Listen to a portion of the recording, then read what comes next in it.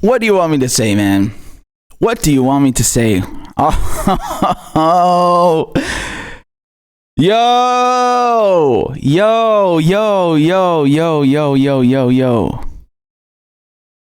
Hold on, I gotta share this so I can barely contain.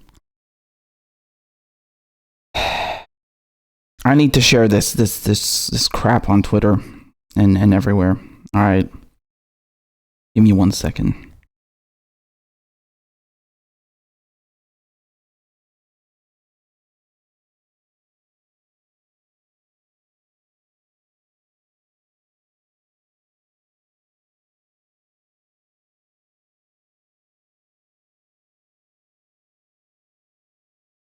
All right, that's done.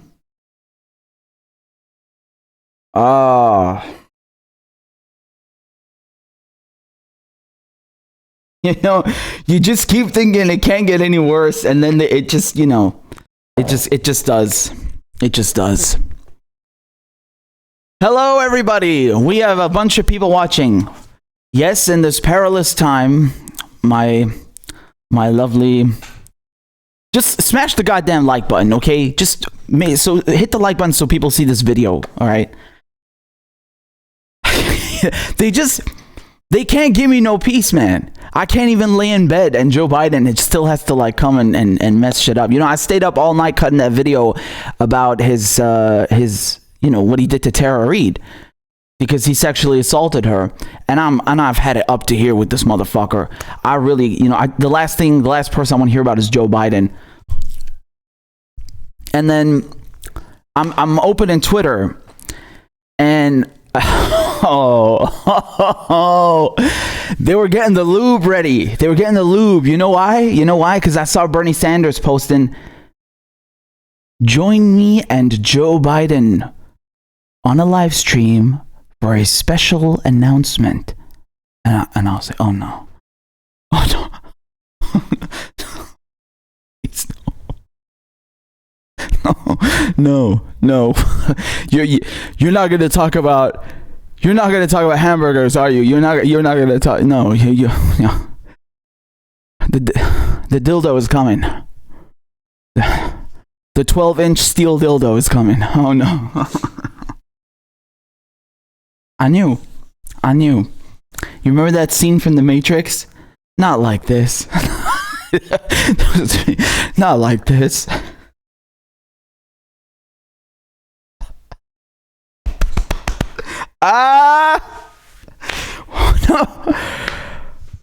I swear to God,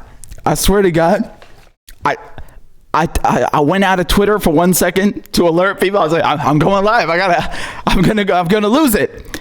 I go back into Twitter on my phone. They're already live. I tap the screen, and at that very second, he said it. He said exactly what he said. Oh my God. Oh my God. No. What are you doing? What are you doing? God damn it. Bernie Sanders.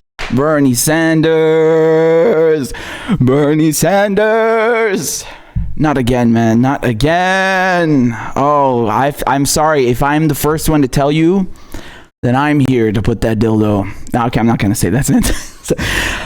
I'm sorry to be the bearer of bad news, but I'm here. I'm here to show you. Yes, you're going to have to sit through it, and I'm going to have to sit through it again.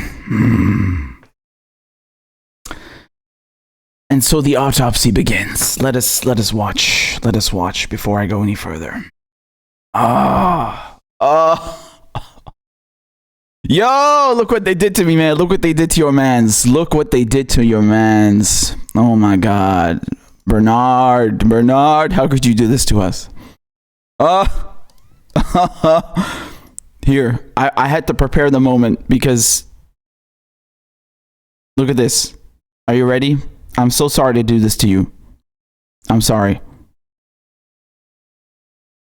We share the understanding that we've got to go forward right now and out of this in an unprecedented way to address the terrible pain that so many of our fellow Americans are feeling. So today I am asking all Americans, I'm asking every Democrat, I'm asking every independent, I'm asking a lot of Republicans to come together in this campaign to support your candidacy, which I endorse, to make certain that we defeat somebody who I believe, and I'm speaking just for... Did you see that? Did you see that? He nutted. He came. Joe Biden literally came when he said that. Did you hear him grunt? He couldn't even let Bernie get the sentence out. Did you see it? Look at this shit, man. For myself now, is the most dangerous. Every independent, I'm asking a lot of Republicans to come together in this campaign to support your candidacy, which I endorse. Oh my God. Oh my God. That was disgusting. Honestly, that was the last thing on my mind when I woke up today was like I'm gonna see Joe Biden. Oh no. Oh God.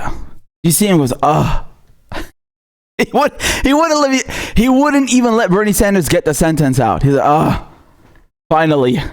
Now get out the way, you schmuck. Move out the way for the neoliberal machine. Oh no. It's over. It's over. By the way, we got 82 people watching, only 41 likes. Smash the goddamn like button. Please, don't make me do this, man. Why y'all gotta make me? I want to focus on that shit. Just smash the like button. Make people see this goddamn stream. That's it. You know, there were some of you. I regret to inform you that you have been deeply misled because you were still under the impression, you really thought that Bernie Sanders, you know, he's going to bounce back. He's just suspending his campaign. He didn't drop out. Don't say he dropped out. You can't say he dropped out. He suspended his campaign. Nah, bitch, it's over. He's fucking out. How many dildos, how many knives does Bernie Sanders have to put up your fucking ass and in your back until you get it, until it's in your skull? You know, 2016 wasn't enough. 2020 wasn't enough. What do you want? 2024? You want a third time? What's it going to take? What is it going to take for you motherfuckers to wake up? What is it going to take, man? How many times we got to get hurt? How many times we got to get hurt? You cannot reform the Democratic establishment. They keep telling you, they keep trying to show you, and you just won't listen. You just won't listen. You just won't wake up. You just keep sitting there thinking, yes, this time. No, this time it's going to be fine. Oh, yeah, this time. No. And even when Bernie Sanders drops out, y'all are still like, no, he didn't drop out. He just suspended his campaign. Any second now, he's going to be inaugurated. Have you lost your fucking minds? He just endorsed Joe Biden. He just endorsed a fucking rapist. I just got done uploading another video about this rapist, about the New York Times covering for him because the mainstream media is an arm of the DNC. Now, the New York Times, it hasn't even been 24 hours since the New York Times published an article about Joe Biden allegedly raping one of his Senate aides. And what does Bernie Sanders do? Instead of going on a live stream and saying, Joe Biden is no longer a friend of mine, Joe Biden is a fucking rapist. No, what does he go? He goes here and endorses him.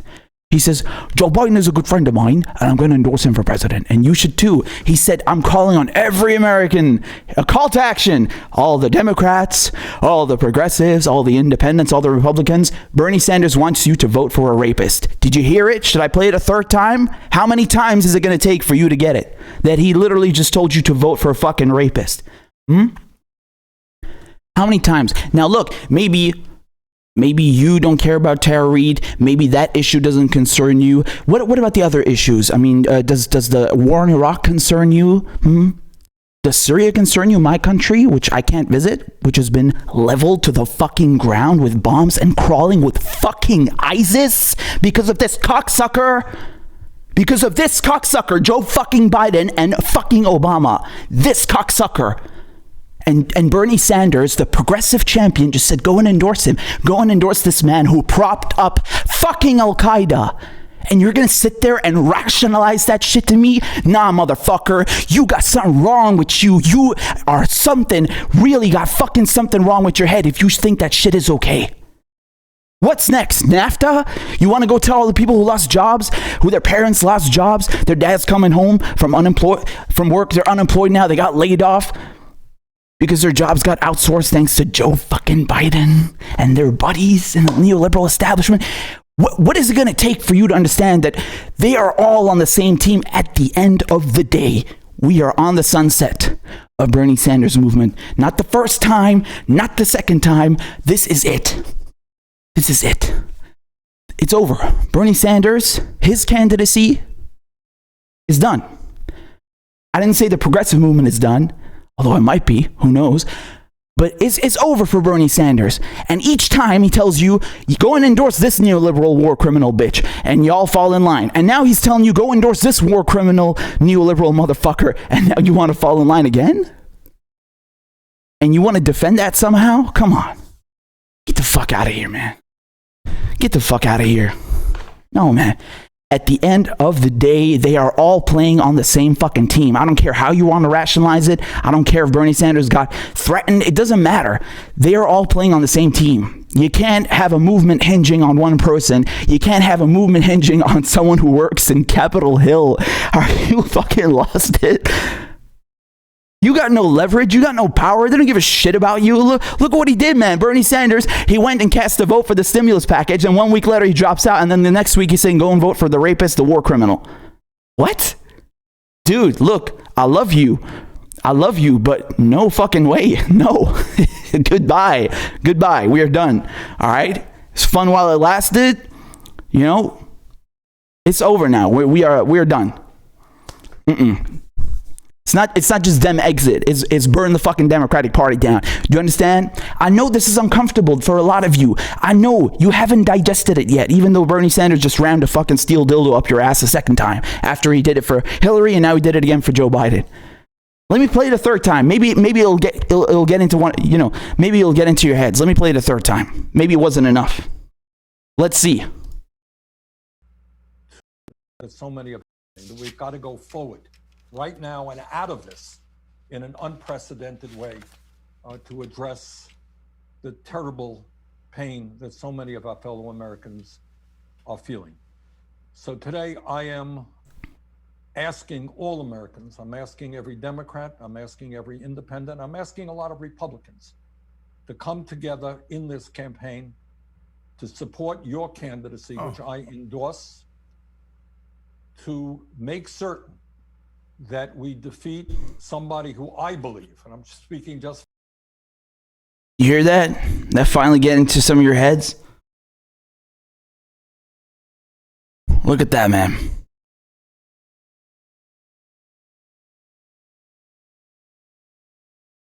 New York Times they just finally came around to talking about, you know, Joe Biden raping one of his staffers. And not even 24 hours later, Bernie says, yeah, go vote for this rapist. And you guys still... They're laughing at you, man. The neoliberal establishment are fucking laughing at you because you keep falling in line. You just won't learn. You just won't learn. It's over. Goodbye. You know, at this rate, I really hate to say this, but some of you need to hear the shit because, you know, we Arabs, we figured this shit out a long time ago, but it's taken some time to, you know, get around. Don't trust anyone who comes from Washington, D.C. Period. Let me repeat that again. Don't trust anybody who comes from Washington, D.C. None of them. You can look, if you're interested in doing autopsy part 2, 2016 wasn't enough, 22, you go ahead and do that. I'm not interested in the whys or the buts or the ifs. I don't give a fuck. At the end of the day, they are all playing on the same team. Bernie Sanders literally just told you to go and endorse a war criminal who finances ISIS, who fucking created ISIS, who created the war in Iraq, who orchestrated it, killed 1 million Iraqis, who rapes his own staffers, who did NAFTA, outsourced millions of American jobs. I mean, come on, man. Do we really have to go through the fucking laundry list every single time we bring up this cocksucker? Really? You already know, and if you don't know, I can't help you. No, man. No. Look, you want to tell me he did that for Hillary once? What now? Joe Biden again? We gonna defend this shit? No. This is indefensible. This is inexcusable. This is the death. This is the death of the movement, of the Bernie Sanders progressive movement, of that wing of the movement. And you know what's messed up? And I told this to you last week, and I'm gonna say it again. What is he doing with his movement? Why isn't he calling for a rent strike? Why isn't he calling for a general strike? Why isn't he calling for brunch at fucking McDonald's? Anything at this point. Any fucking thing with his movement. Are you going to excuse that too? You also going to find some fucking hamster wheel rationalization for that bullshit? Shut the fuck up. No, you got fucked. You got fucked. Admit it, acknowledge it, and now move the fuck on. Because you're not getting Medicare for all from the man that Bernie Sanders just told you to endorse. You're not getting a $15 minimum wage from the man that Bernie Sanders just told you to endorse. You're not getting a Green New Deal. You're not getting a single fucking thing. Nada. So you want to keep lingering on about why and oh, he only did this way. Shut the fuck up. Shut the fuck up. What's next? You gonna justify him raping Tara Reid? What's next? What other justifications are you going to make for Joe Biden and all these neoliberal cocksuckers? Huh? Get the fuck out of here, man. We're done.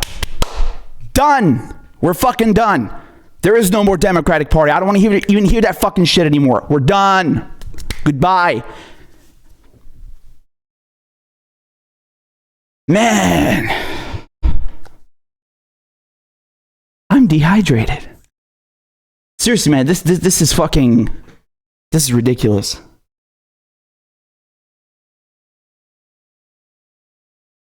You guys know who followed me on Twitter today? Nina Turner.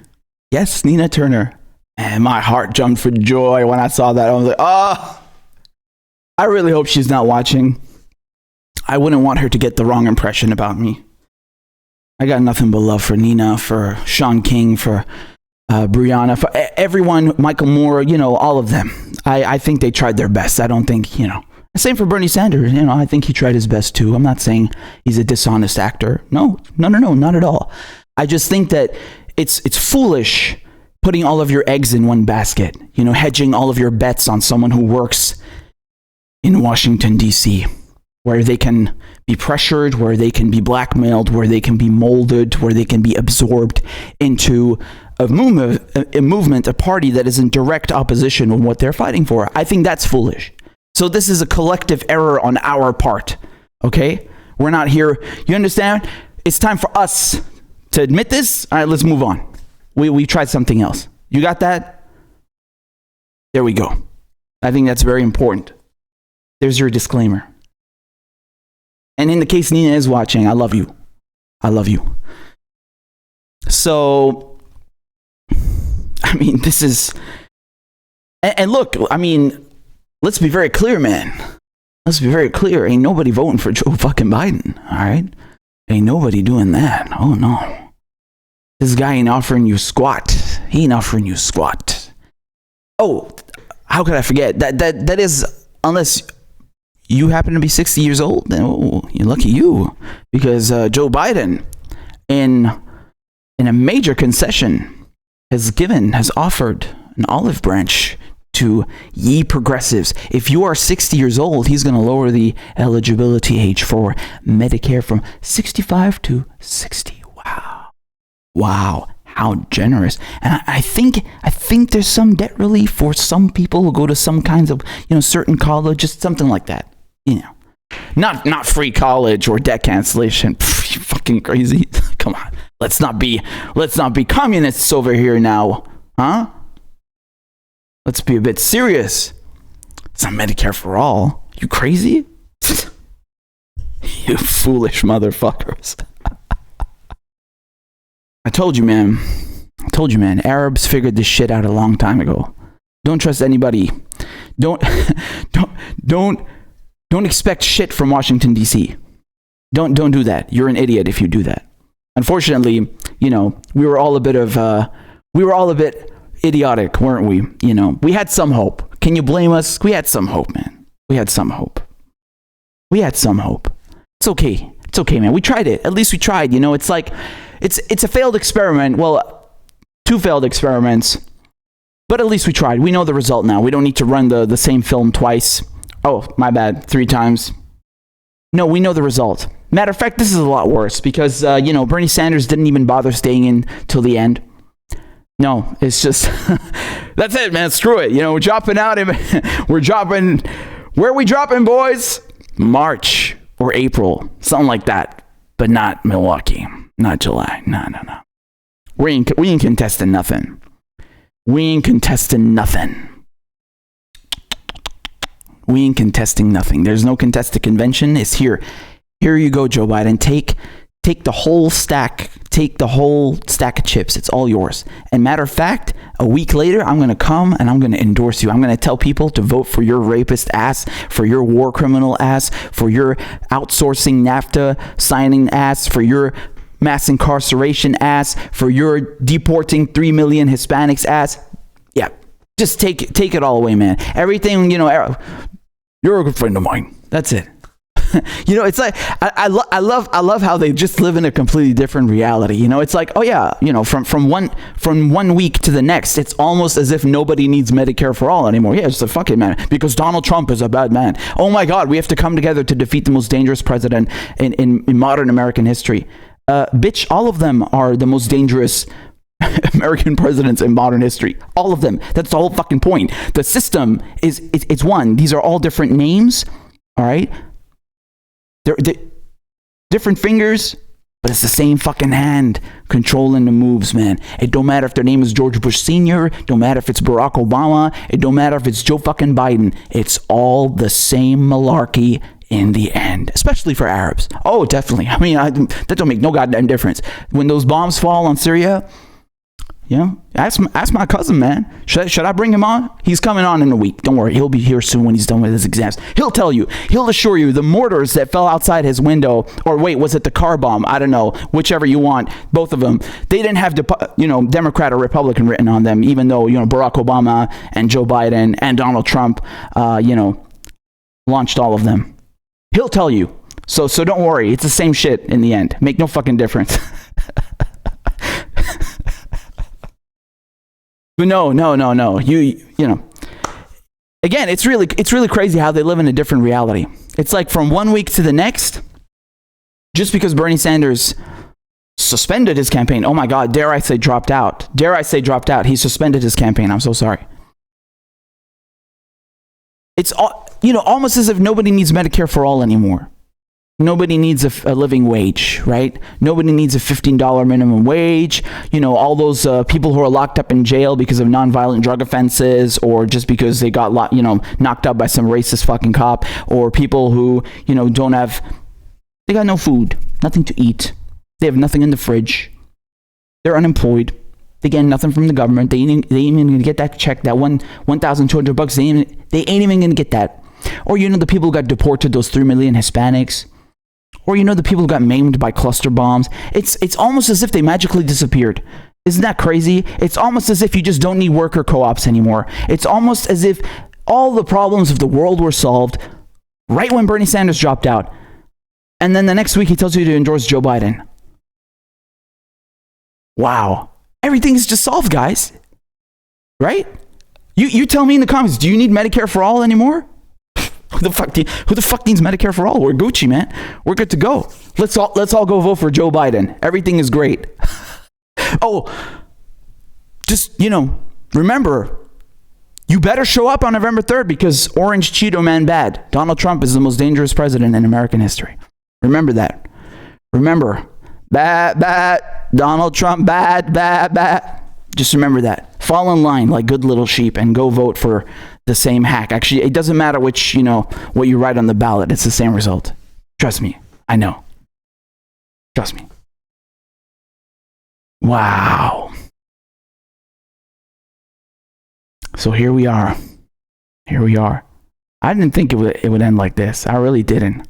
I thought it was going all the way to the convention, man. At least that. Come on, man. At least when people pay for a show, at least give them the full show, man. People paid for a ticket. Come on. Give them the full show. You don't just drop out. You don't just close. You don't do a curtain call in the middle of the show. What's this? Come on, man. A lot of you feeling disenfranchised right now. A lot of you feeling disappointed. You feeling angry. You feeling hurt. Good. Because you're supposed to take that and you're supposed to use it as fuel. You're supposed to use it as fuel.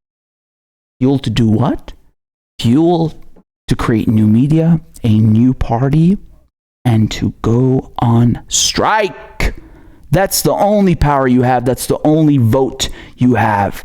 Your votes don't mean shit. Capitol Hill is a theater to distract you. It's a complaint box for the peasants at bar. Yes, just have them ring up their congressperson, yes? They submit a little complaint on the telephone. And then we won't do squat. Us and our friends over at Wall Street at bar. We won't do shit. Of course not. That's what it is. It's a distraction. Okay, your vote. Yes, I hate to tell this. I don't know if anyone's told you this, but your vote doesn't mean shit, especially in the United States. Especially, it's not a duopoly. It's a one party state. The business party, as Noam Chomsky puts it. The business party. Think of it that way. Call it whatever you like. The malarkey party. I really don't give a shit. Okay, they all work for Wall Street. Your vote doesn't mean shit. And if you think that, we're going to wait till 2024, or, we're just going to try harder, man. We just got to get some more Justice Democrats in there. Oh, God. That's what they want, man. They want you to be pacified. They want you to sit on your ass and pose no threat to their business interests for the next 2 years, the next 4 years. They don't give a fuck. It's going to end up being 50 years, your entire life. You will be nothing but a pacified sheep, waiting and waiting and waiting and waiting for a light that never comes. That's what's going to happen. That's what's going to happen. Go and study your own history, all right? Go and study your own history. You got a phone, you got Google, or maybe you got some books on your shelves that actually refer to this specific topic. Go and look at how the socialists and the communists got you Social Security and a federal jobs program and all that good stuff. All right? That was just a taste. They gave the peasants a taste. And then they're like, okay, now you shut the fuck up for the next 100 years because you ain't getting nothing else. Nothing. Nada. Do you think the communists and the socialists, they casted votes? Or they asked nicely? They asked nicely. They called up their congressperson and they asked nicely, yeah, yes, sir, can I have some more, sir? Or do you think they came with the fucking pitchforks? They came with the pitchforks and they threatened revolution. Which one of those two do you think got FDR to give them Social Security and a federal jobs program and all that good stuff? You do the math and then you come back and tell me what needs to be done now. All right? All right, you be a good little cookie. You go figure that out, and don't take too long because they'll be sure to stick another dildo up your ass. All right, you can't count on your elected representatives to do shit. They're not going to do shit. Not because they're dishonest actors. Again, we're not trying to say that Bernie Sanders is controlled opposition or something. That's ridiculous. Because as Jordan from Status Quo correctly points out, nobody was saying that when Bernie Sanders was winning states. This is ridiculous. That's not my point. My point is the Democratic Party. Well, the business party, Washington, D.C., is an entity that absorbs politicians with goodwill and blunts them. How it blunts them, I don't care. The result is the same. You get fucked. That's the result. It's the same result. How it happens is irrelevant. You are sending a clean sample and contaminating it with bacteria in this Petri dish called Washington, D.C., Capitol Hill. Stop doing that. Stop sending people who have good intentions, Bernie Sanders, AOC, I don't care what name you insert here. Stop sending them to a death sentence. Stop sending them to a dead end called Capitol Hill. You're not getting shit. I mean, how many fucking decades is it going to take for Americans to finally wake the fuck up? I really don't understand. I told you, Arabs already figured this out. Don't trust shit from Washington, D.C. No, it's not happening. Okay? You're not getting anything that way. Stop this foolish attempt to get things that, to get concessions from people who have shown you multiple times that they're not going to give you a goddamn thing. Even during the pandemic, even during this recession, they won't give you a damn thing. It is what it is. I'm sorry, I regret to inform you. And once again, you just witnessed another steel dildo being rammed up your ass by the neoliberal establishment, by Bernie Sanders, who, through no fault of his own, or whatever you want to, what kind of autopsy you want to do, whatever conclusion you want to come to, I really don't care. The result is the same. Last time he made you endorse Hillary, now he's telling you, and now once again, he's telling you to get in line for a fucking rapist. Yeah, it ain't happening. All right. No, thank you. So now I will take comments. I think that rant was extensive. I really don't have anything to add. Oh, we can talk a bit about the Green Party. I posted something about Howie Hawkins because now you might be thinking, well, what do we do, Papi? You're telling us that we can't get nothing done with these people. They keep stonewalling us, whether they're honest or dishonest actors. Yes, that's what I'm telling you. So what do we do now? Do we go and vote third party? Do we go and vote Green Party? Well, I got my 2 cents to give on that in a second, but let's just conclude with this topic. I can guarantee there's going to be some people hurt. Look, man, trust me, ain't nobody hurting more than the Syrians who got their fucking country destroyed. Believe that.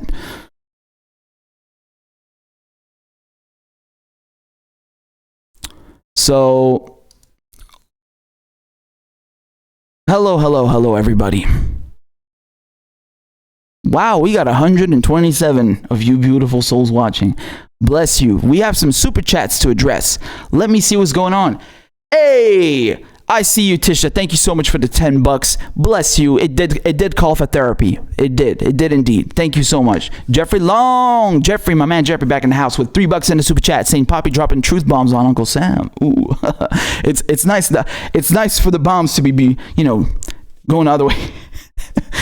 Imagine where Bernie would be if he ran third party, says Fabian Tube. Thank you again. Thank you, Fabian, for here. Dropping $2 in the super chat, and it's good to see you again in this comment section in this live stream. We got $2 from Pef. It says also read Lenin, read Mao, get mad, get organized. Listen to Peft. Listen to them. Read. There is nothing the elites despise more than an organized mob. Believe that. Another reason why I always found it amusing they called Bernie Sanders a communist is because communists wouldn't take dildos like that up their asses for that long. They really wouldn't. Communists have another plan of action, and it doesn't involve the ballot box. Not always. So, Mona's here. Well, I'm sorry you're here for bad news, obviously. That's not why, I'm happy you're here, but it's good to see you, girl. I'm glad you're here. $10 in a super chat from our one and only Mona. She says, we all knew Bernie was going to bend the knee. Yes, we did. What a disappointment that Bernie decided to endorse a rapist war criminal. Not a surprise, though, because he did endorse HRC, as you correctly pointed out. Was just waiting for it. Yeah, look, man, let me just reiterate, and this is exactly what Mona said, perfectly on point. Look, we knew this was coming. We all knew it was coming. Doesn't make it, any more pleasant. Doesn't make us any more happy. Doesn't make it any more easy. It doesn't soften the blow. And God damn it, I hope those motherfuckers who were saying that, oh, well, you're so angry at Tulsi Gabbard endorsing Joe Biden, I better see the same anger when Bernie does it. Well, here it is, motherfucker. Where the fuck are you? Where are you? Show your face, asshole. I'm showing you mine. I'm right here. Here's the same anger. Fuck the entire Democratic Party. Fuck them and their assholes. Fuck the entire establishment. The result is the same no matter who you choose. So stop playing their fucking game. Stop being sheepdogged. Stop being brainwashed. Stop falling for the same old trap of, oh, the next time we'll do it. Oh, we'll wait too much. No, motherfucker, the time is now. All right? You see me angry enough? Am I angry enough for you? What the fuck is that bullshit, man? Gaslighting assholes. And fuck Tulsi Gabbard.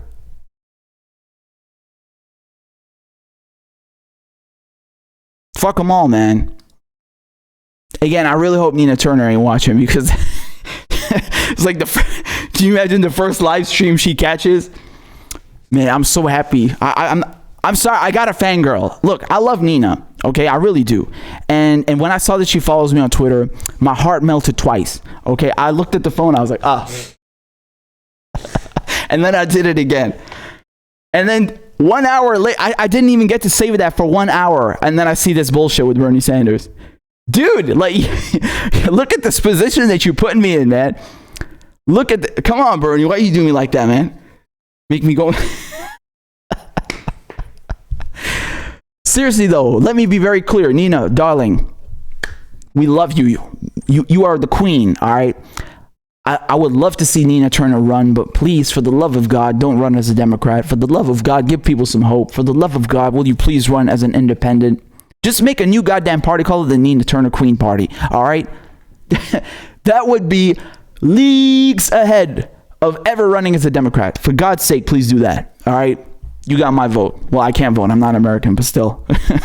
you got the vote of a lot of not my constituents, but my viewership. Yes, my viewership. They will be staunch, avid supporters of Madame Turner.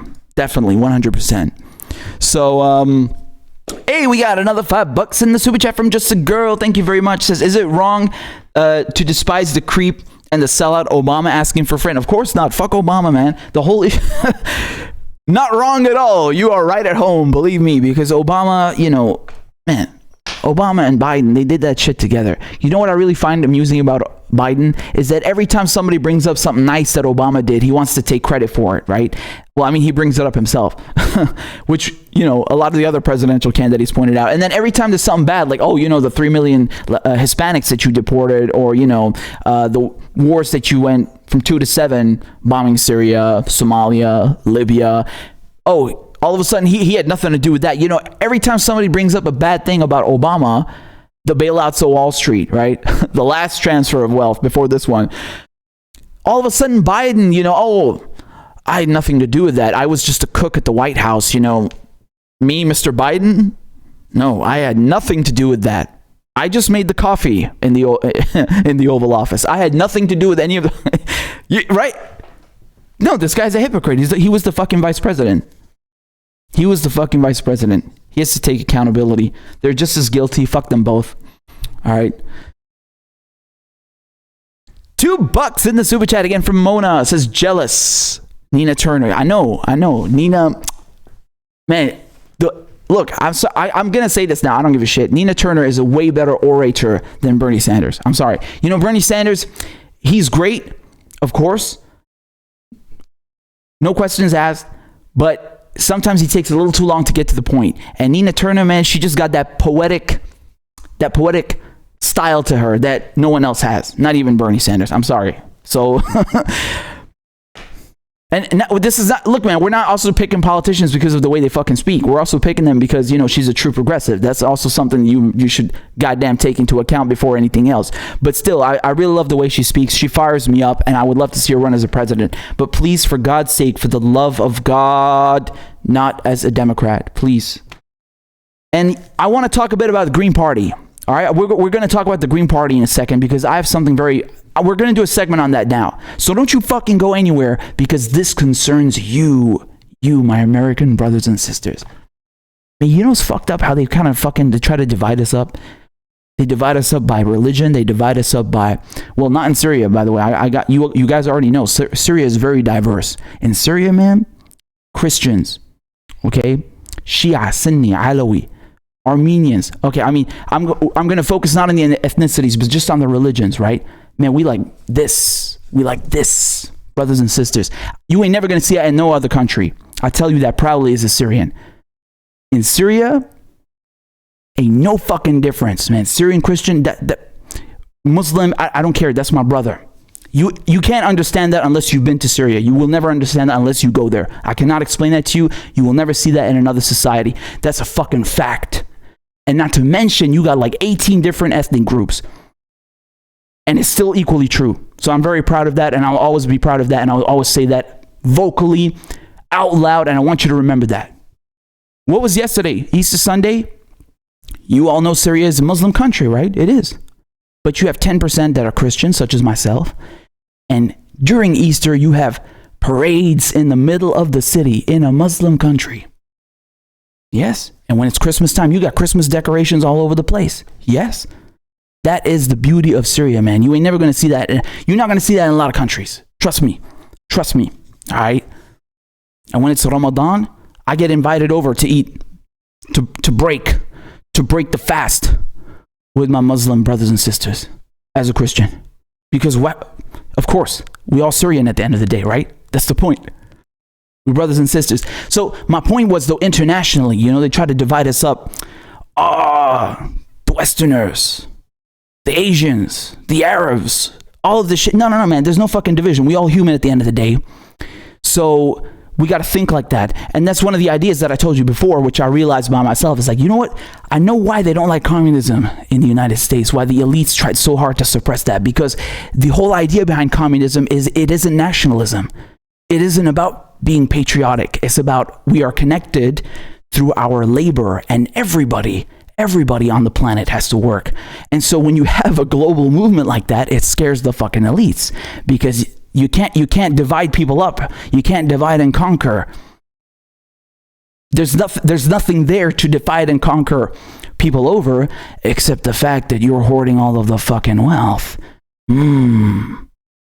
But of course, this is why they exercise very effective brainwashing in the United States. They don't want people to know that, we're running away with all the cash at Wall Street, and they just did it again. They just fucking did it again 2 weeks ago. They took all of the fucking money, man. Trillions and trillions, and you get nothing. Unbelievable. So don't go anywhere. We're going to talk about the Green Party. I love my tangents, right? How can you can't calculate what kind of a tangent I'm going to go on. I got so much shit to say, man. I could be streaming here for 72 motherfucking hours, man. Just get me on a drip so I don't die, and I'm good to go. All right? I will talk. That's what I'm here to do, man. We're here to share stories. We are here to discuss. We are here to think. All right? Exchange ideas. Stimulate ourselves. Not that way. But you understand what I'm saying, man? It's very important, because the whole point of the mainstream media is they don't fucking want you to think. They want to feed you a pre-prepared diet. Oh, yes.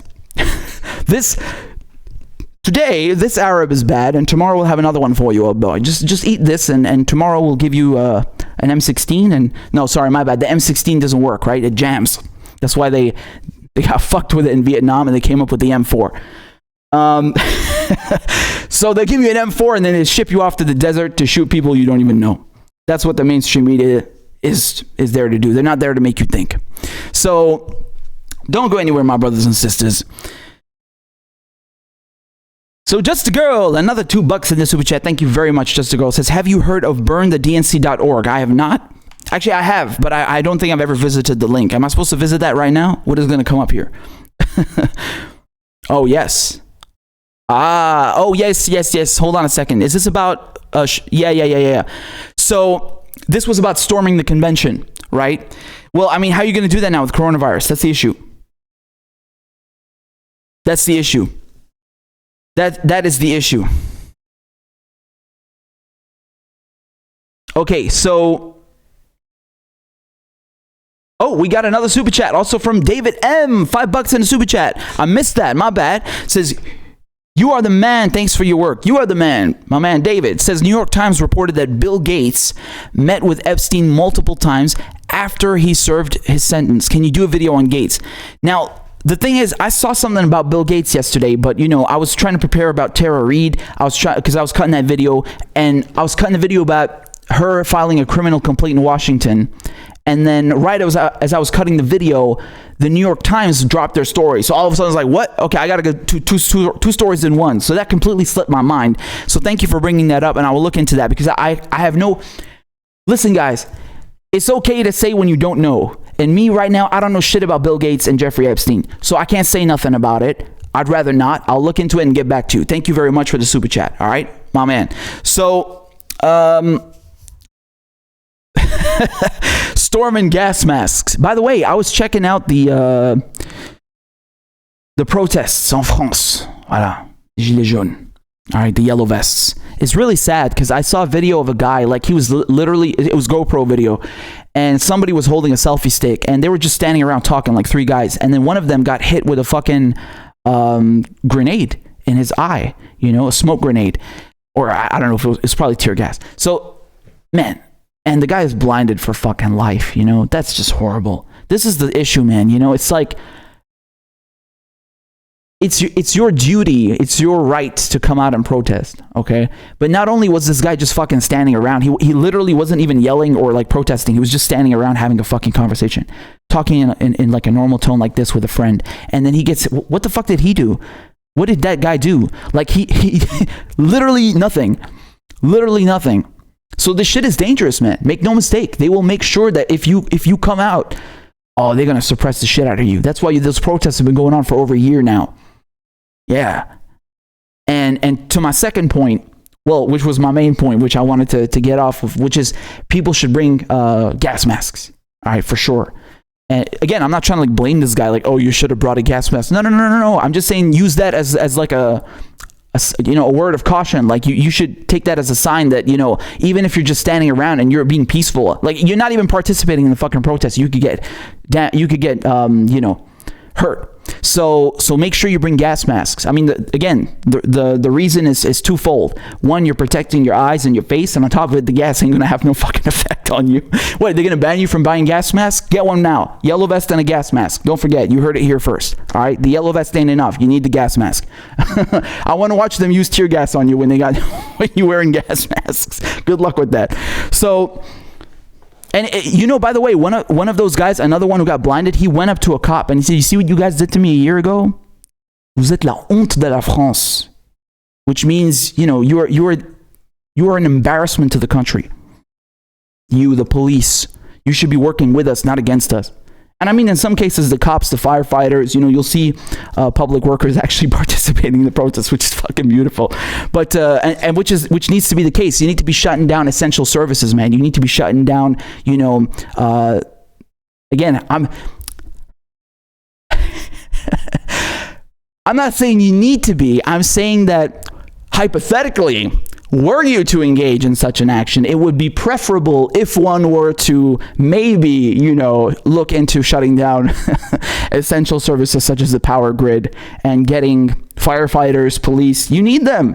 They're not your enemy, man. You need to fucking recruit them. You need to make them, you know, put on their thinking caps to be like, yo, motherfucker, they're exploiting you too. You may be wearing a badge right now and you got a gun, but when you go home tonight, you still got no fucking health care. You still got no, if you leave your job, you still got no fucking health care. You still got no goddamn good wages. You're also being oppressed, motherfucker. Wake up. You with me. We're together. You don't own any means of productions. You're not a capitalist. Do you have a fucking factory? You got a million shares in some fucking company on Wall Street that we didn't know about? No, you with us. I'm serious. This is true. You need to switch people the fuck on, man. This is the problem with the United States. I mean, the brainwashing is global, but it is another fucking level in the US. I mean, how they brainwashed you into, yes, I love not having health care. I love having private insurance that fucks me in the ass. I love it. Yes, Daddy Wall Street, keep fucking me. I have never seen such a thing in my life. I mean, when you explain to Europeans, when you explain to them what is going on in the United States, how the system works, they're shocked. They're really like, what? They don't have universal health care over there? What? You're kidding. Like, this is unbelievable, because not only would you, that is that normal in, you know, Western countries, but you would expect in America, the greatest country on earth with all the fucking money, that they would have something basic like that, because every fucking Western European country has it. Even your fucking neighbor Canada has it. I mean, I'm pretty sure Mexico has it too. Correct me if I'm wrong. Man, do you see the disconnect here? The brainwashing is legit in the US, and you need to uncondition people by talking to them, right? You're not gonna do it every time by, you know. There you go. There's a real deprogramming effort to be done, because, you know, these motherfuckers, they know what they're doing. Hey, we got another $5 in the super chat from Tisha. Bless you, Tisha. It says, Papi, did you ever watch the link I sent you on Patreon about the Pentagon? I didn't. About the Pentagon? Hold on a second. Let me check this out. Y'all give me 1 second over here. All right. About the Pentagon. I don't recall anything about the Pentagon.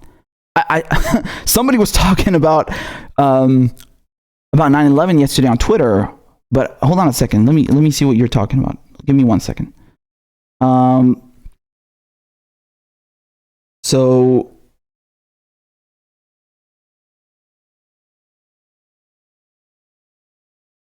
I didn't get anything. I legit did not get anything. Are you sure you sent it to me? Because I'm not seeing nothing, man. The last message I got from you was on April 7th.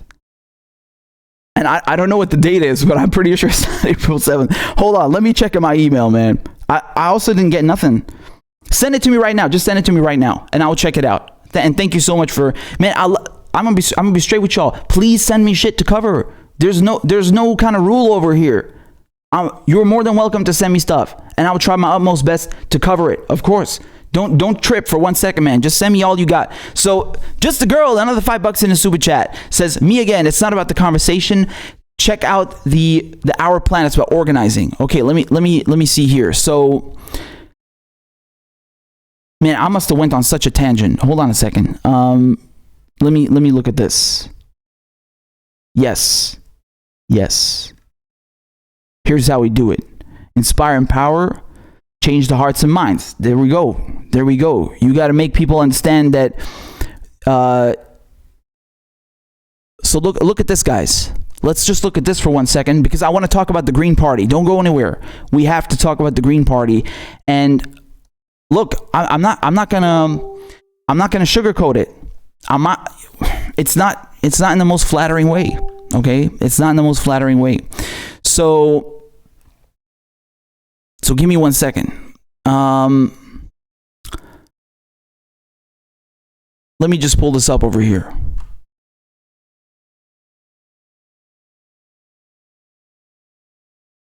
I don't know if y'all can see that, but this is what we got over here. All right. So this is from peoplesparty.org. By the way, that video that we were talking about the other day, Jimmy Dore had a guest on. I think his name was Brena. I think that was his family name, his surname, Brena. He's from the People's Party. And that's another third party option that one could contemplate, which is, not the Green Party or anything else. So let's take a look at what they're saying here, man. All right. So these are the steps. These are the steps to a People's Party. Okay. So number one, inspire and empower. You got to change hearts and minds. Unify around a revolutionary, progressive platform. Activate people to build a mass movement. This is what I'm telling you, man. Like you got to convince people. You gotta make them understand why this is a fight they need to engage in. All right. And when I say winning hearts and minds, changing hearts and minds, that means, talking to people, conversing, exchanging ideas. All right. And listen, man, network the coalition. This is step 2. So organize around progressive issues and initiatives with allied groups to network the movement, unions, and organizations into a coalition. Exactly, man. Going back to the same point. Together you form a threat. Yes, that's what they're afraid of, the elites. That's what they're afraid of when you have people coordinating and networking. Because ain't nobody in DC gonna do that for you. Ain't nobody gonna do that for you in DC. Remember that. And even with union workers, with union leaders, sometimes, I mean, even Breno was saying this from the People's Party, the danger that they were discussing with union leaders. Sometimes, I'm not naming names or something. I don't have any. I'm just telling you that the problem is they can sometimes get absorbed or co-opted into the establishment, of course, right? Maybe they're pressured, maybe they're bribed, who the fuck knows? But, when you do this on a splinter cell level, then it's much harder to cut off the head of the movement. So this is very, this is gold, this information. So, we got a lot of steps here, man. So I'm gonna read these to you on the. So number 3, partner with independents and labor. So, man, this is the thing. Don't get confused into thinking the Democratic Party is a labor party or some kind of party that gives a shit about workers. No, no. When we say labor, all right, and independence, we're talking about labor movements, workers, actual workers who create the wealth, and also independents, the people who actually decide the elections, the people who really rock the boat. All right. So. Listen, man, I'm going to tell you something straight up. What I want to talk about, and I think I should do a separate segment on this. I should do a full segment on this because I don't know what people plan on doing in November, like I'm pretty sure most of y'all ain't gonna vote for fucking Biden. But there's the issue now is like, okay, third party. What third party? Green Party, People's Party, like we're just talking about here, or creating a new party. Okay, so I want to address that. I want to address that over here, and I think I should do a separate video on the People's Party and go into this into detail. But look, man. Whoa, hold on a second. I think I got the thing from Tisha. Yes, now I got it. So this is.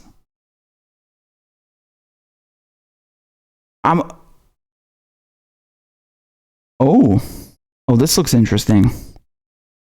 Oh, this is very spicy indeed. Okay, guys, so hold on a second. I will need to check out all the material after we are done with the live stream, because I just want to get through the things that I wanted to say to you, because I got no notes prepared. So please don't let me forget what I want to say. All right, so bear with me. Just bear with me. Hold on a second. So we got Chris in Dallas, $2 in the super chat, says, screw Biden, screw Bernie, not voting. Mood. I think people share your sentiment, love boy. People share your sentiment indeed. Oh, look. So my cousin is also chiming in on this. So we got, I'm just going to go through your super chats real quick, and then we'll talk about the Green Party in a second. Victor Torres, $2 in the super chat, says, great job, bro. Keep it up. Thank you, Victor. I really appreciate it. Thank you for the super chat. Gabby's dropped 50. What's an RON? I need to brush up on my currencies, man. I'm not sure what that is. Give me 1 second. So that is, no, not Ron Weasley. Fuck Google. God damn it. No, what are you doing?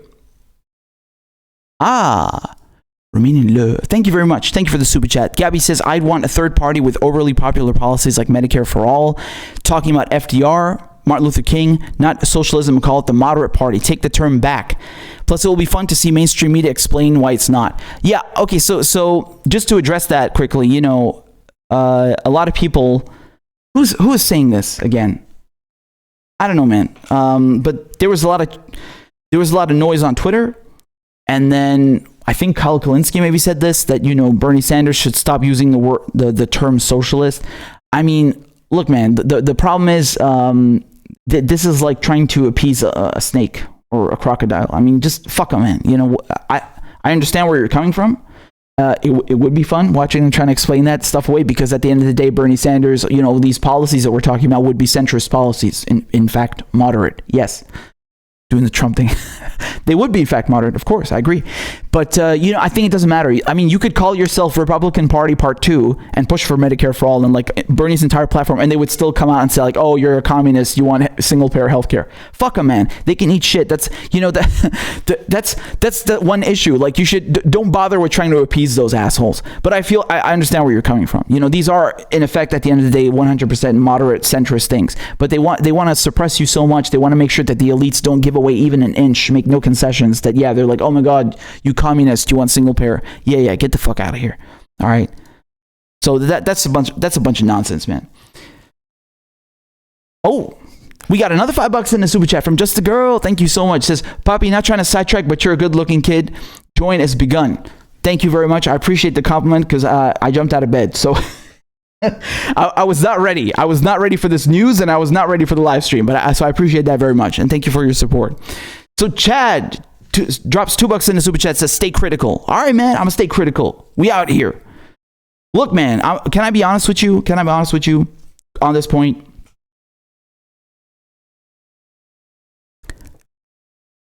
It's really tempting. It's really tempting when you start getting like, noticed. Let's just say that and stuff to, oh, I don't want to say this, or I don't want to offend that person, or I don't want to do this. Fuck that.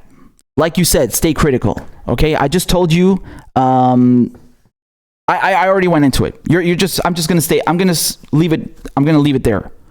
We have to stay critical, because when bullshit is bullshit, it's bullshit. All right. 1 + 1 = 2. It's not 3. It's not 50. It's 2. All right. So when we see some bullshit, we got to call it out.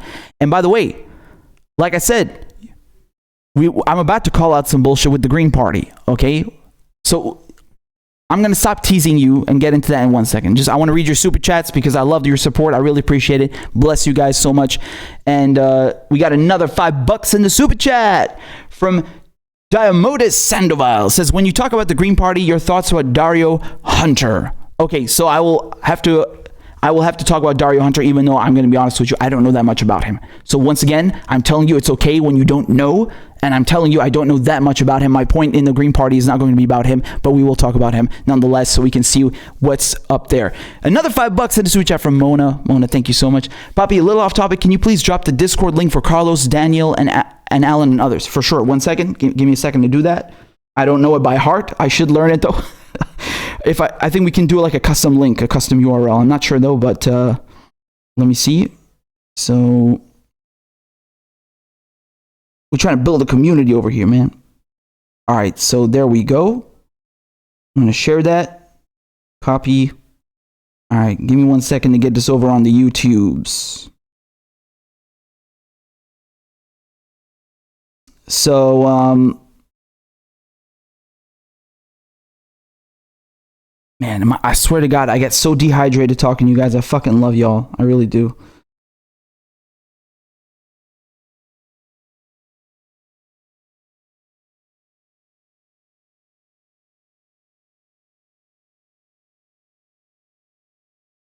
Okay, I think I can paste it now in the chat. All right, there we go. It's coming. Get ready. There we go. There we go. God damn it, I'm dehydrated, y'all. All right, so we got 55 NO Cave. These are Norwegian crowns, yes? Hey from Norway. Yeah, I was right. Hey. Hey from Norway. World leaders have failed for decades to prepare for climate crisis. Any surprise they are struggling with COVID? Thank you. Man, the thing with the climate crisis, with climate change, I mean, I have 2 points on that, okay? So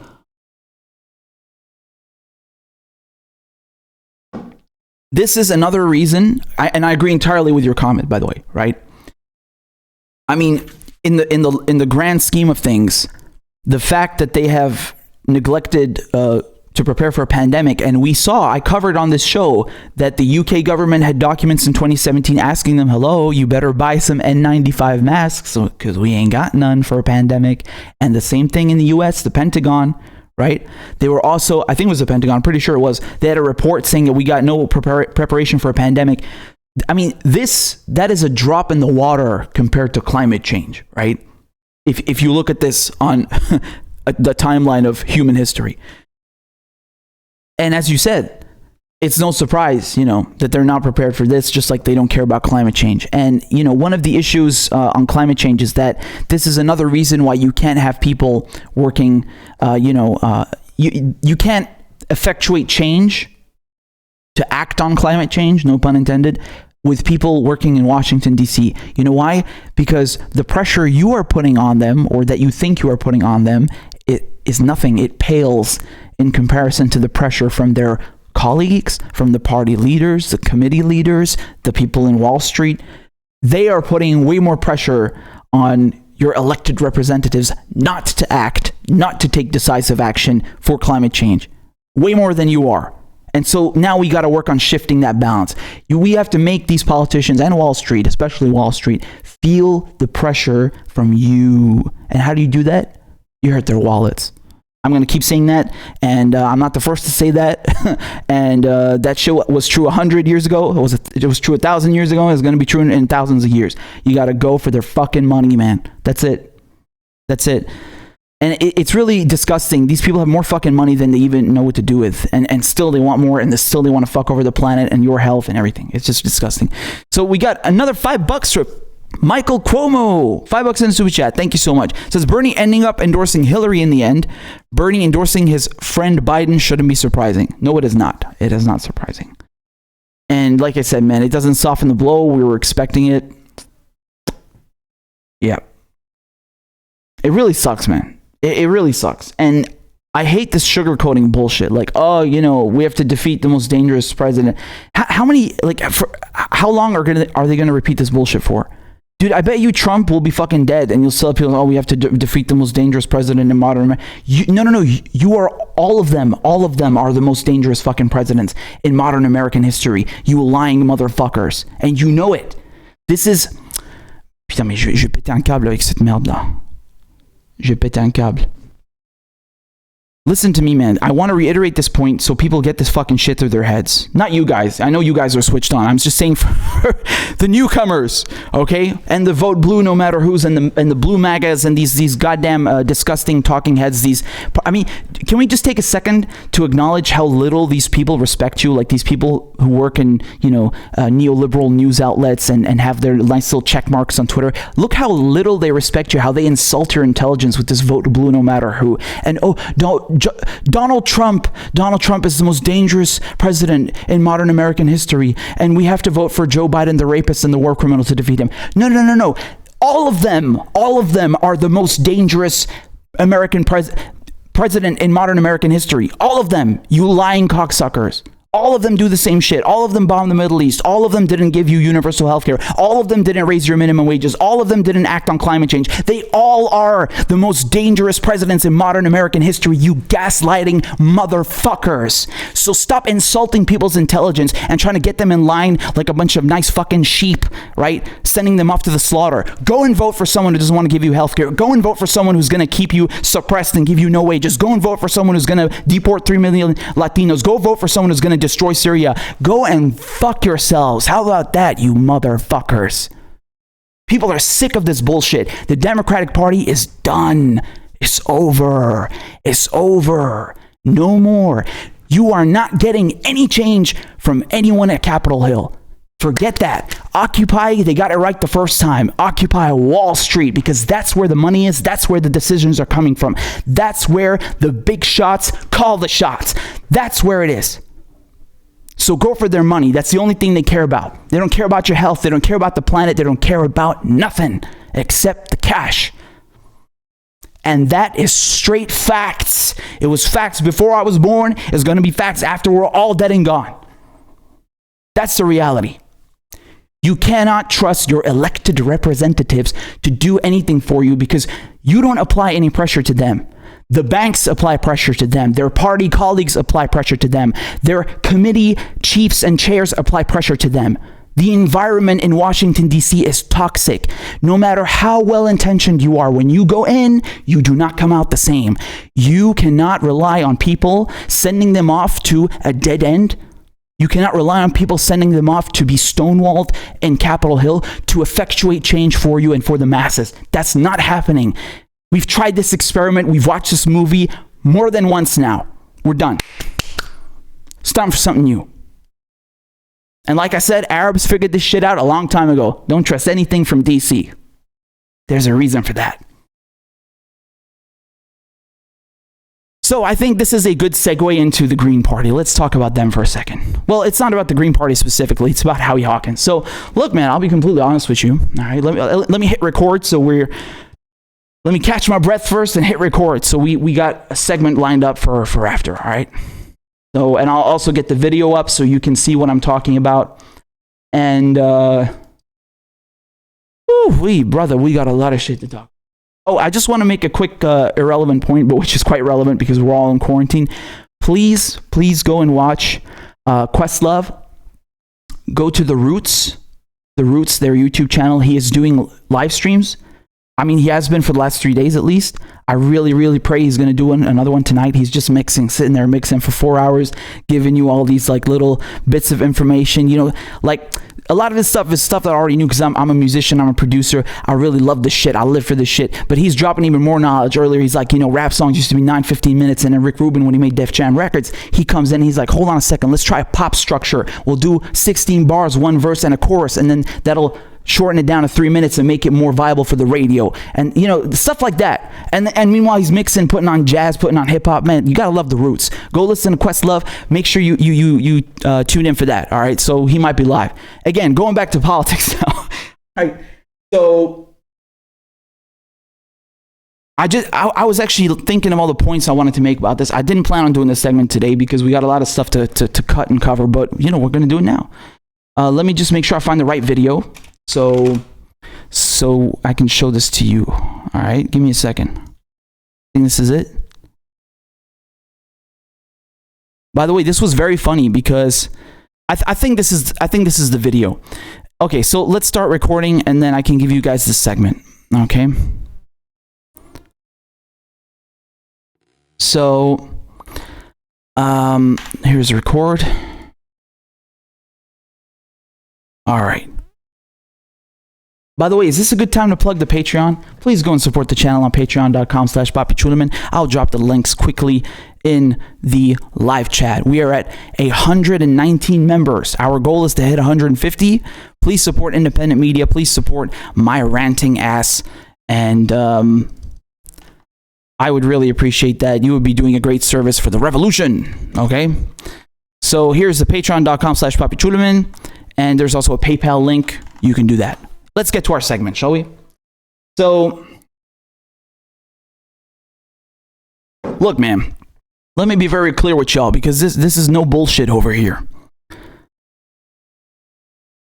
I'm not that familiar with Howie Hawkins. All right? I don't know his entire career, his record. I don't know that much about him. I'm not too well versed with this gentleman. However, considering that a lot of people don't want to vote for a rapist. No, that's not the right sentence. Considering a lot of people don't want to vote for a blue rapist nor a red rapist, aka Joe Biden and Donald Trump in November, a lot of people are now looking towards alternative options, okay, such as the Green Party, the People's Party, etc., etc.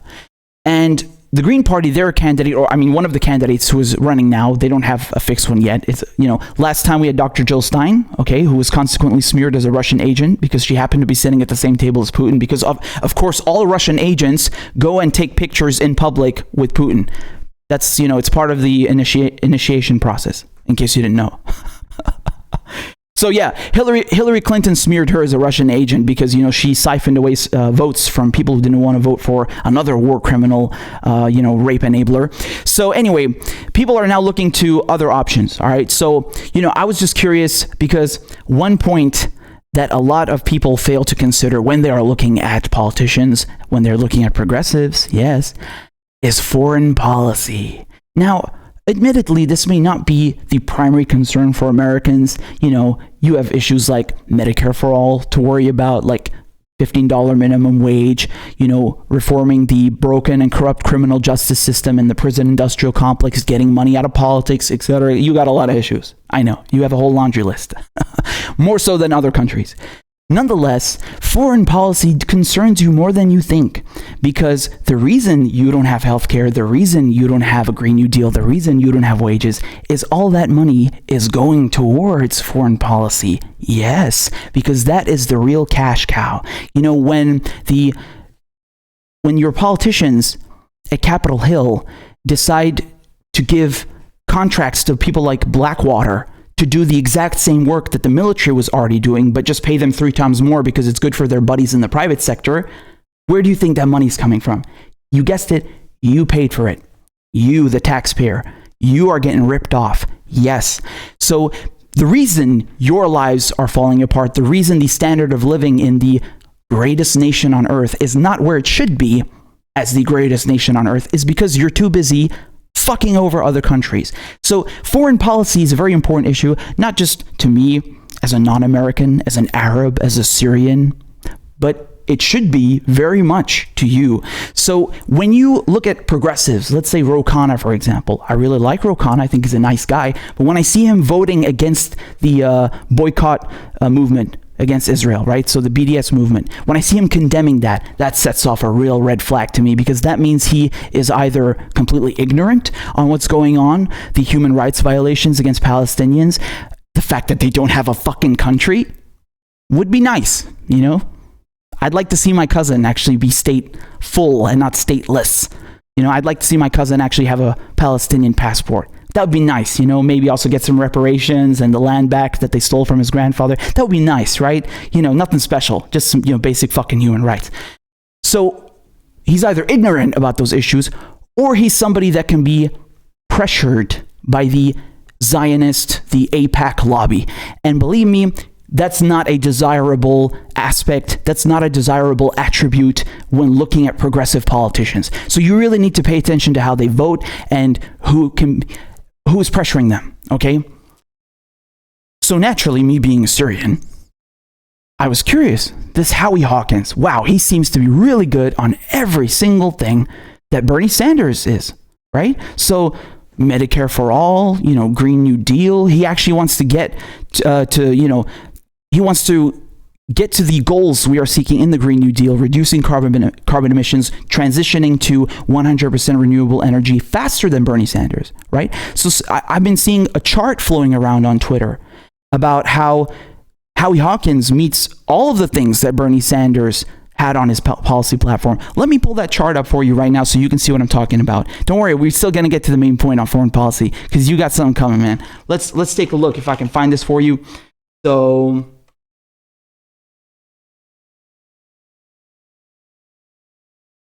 I'm pretty sure I saved it somewhere, but oh, is this it? Oh yeah. Okay, so this is not the exact same chart. That one had 5 people on it, but this is, this is something that drives home the point equally. So, can I pull this up for you real quick? Let's see. Oh, there we go. Okay, so man, I'm going to sneak in a sip of water while you can't see me. All right, hold on.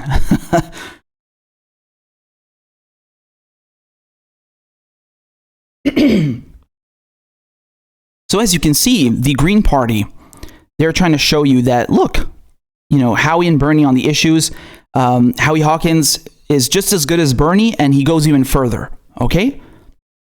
So these are just a few things here. Universal health care, living wage, and then reparations for slavery, for example. Bernie Sanders, he didn't support, or he wasn't clear on that position in any case. Howie Hawkins does support that, okay? So this is one example. And the Green Party, hold on a second, I'll show, this was on their Twitter, okay? Also, I see I'm frozen. I hope I haven't been frozen this entire time. Goodness me. It's okay, though. I'm filming everything, so we'll be posting it later, okay? So look at this. Here we go. So not only are the Green Party trying to show you that, look, Howie Hawkins, he goes even further than Bernie Sanders on the issues, but they've also written an open letter to disenfranchised Bernie voters who, have not only been told now that Bernie Sanders is suspending his campaign, he's dropped out, but now that he's endorsed Joe Biden, the war criminal rapist. So they've written an open letter to you. Let me read it to you. Green Party message to Sanders campaign supporters. We believe everyday people must have a party to call home that is politically and financially independent of the capitalist power structure dominated by the parties of war and Wall Street. We say to you, the Green Party could be your home. Senator Sanders raised critically important issues. He is right. It was not about him, but about building a movement for those issues. I know you can't see the whole thing. For some reason, it won't let me zoom out, but I'm reading it to you. Don't worry. The Green Party will continue to build and expand the issues that Sanders raised. Join us. We feel tremendous solidarity towards Sanders supporters who have been abused and marginalized by the Democratic Party leadership. We admire their commitment to shared goals like improved Medicare for all, an eco-socialist Green New Deal to avert climate catastrophe, ending the U.S. war machine. Pay attention to that one, because I'm about to get into that. And dismantling intersectional oppression in our society. Okay, so you get the idea. The Green Party, they want your vote, okay? I mean, like they're saying, they understand you, they get it. The duopoly is screwed up. It's not really a duopoly, it's a one business party. I would have liked it if they threw that line in there, because it's true. But, they're making the case that, look, we support the same stuff that Bernie Sanders wanted, and we go even further. So come over to us. Why would you go to the right with Joe Biden, who's basically Republican light? That's a fair and valid point. I understand. But, me, being a Syrian, being an Arab, being someone who is directly concerned by foreign policy, but so are you. You just don't understand it. But I'm going to explain that to you. I was curious. Howie Hawkins, all right, because I hear a lot about him now. I know he's not the only one running, but he's the one I'm hearing a lot about on Twitter at the moment. Where does he stand on Syria? Specifically, not just the Middle East. Where does he stand on Syria? Okay, so I looked it up, and, shockingly enough, I could only find one video which I'm about to show to you. And, this is actually very funny because I posted my opinion about this video on Twitter, and people are like, where's the link? Where's the link? Where's the link? You're lying. Dude, if you type Howie Hawkins Syria, you're only going to find one video, and that's it. There's no, there's going to be no confusion, which actually, should be an alarm bell in itself, because you would consider that, since Syria has been going through a 9-year war, it's not a civil war. It's a proxy war, right? So since it's been going through this regime change war, that, there'd be more than one video. You remember the backlash that Gary Johnson faced when they asked him, what is your opinion on the humanitarian crisis in Aleppo, in Halab? And he didn't know what Aleppo was. So, yeah, you would expect someone who's running for president, to be quite vocal about a country where the United States is funding terrorism. So let's get into this video, okay? And let me show you what Howie Hawkins had to say about Syria, and then we shall discuss.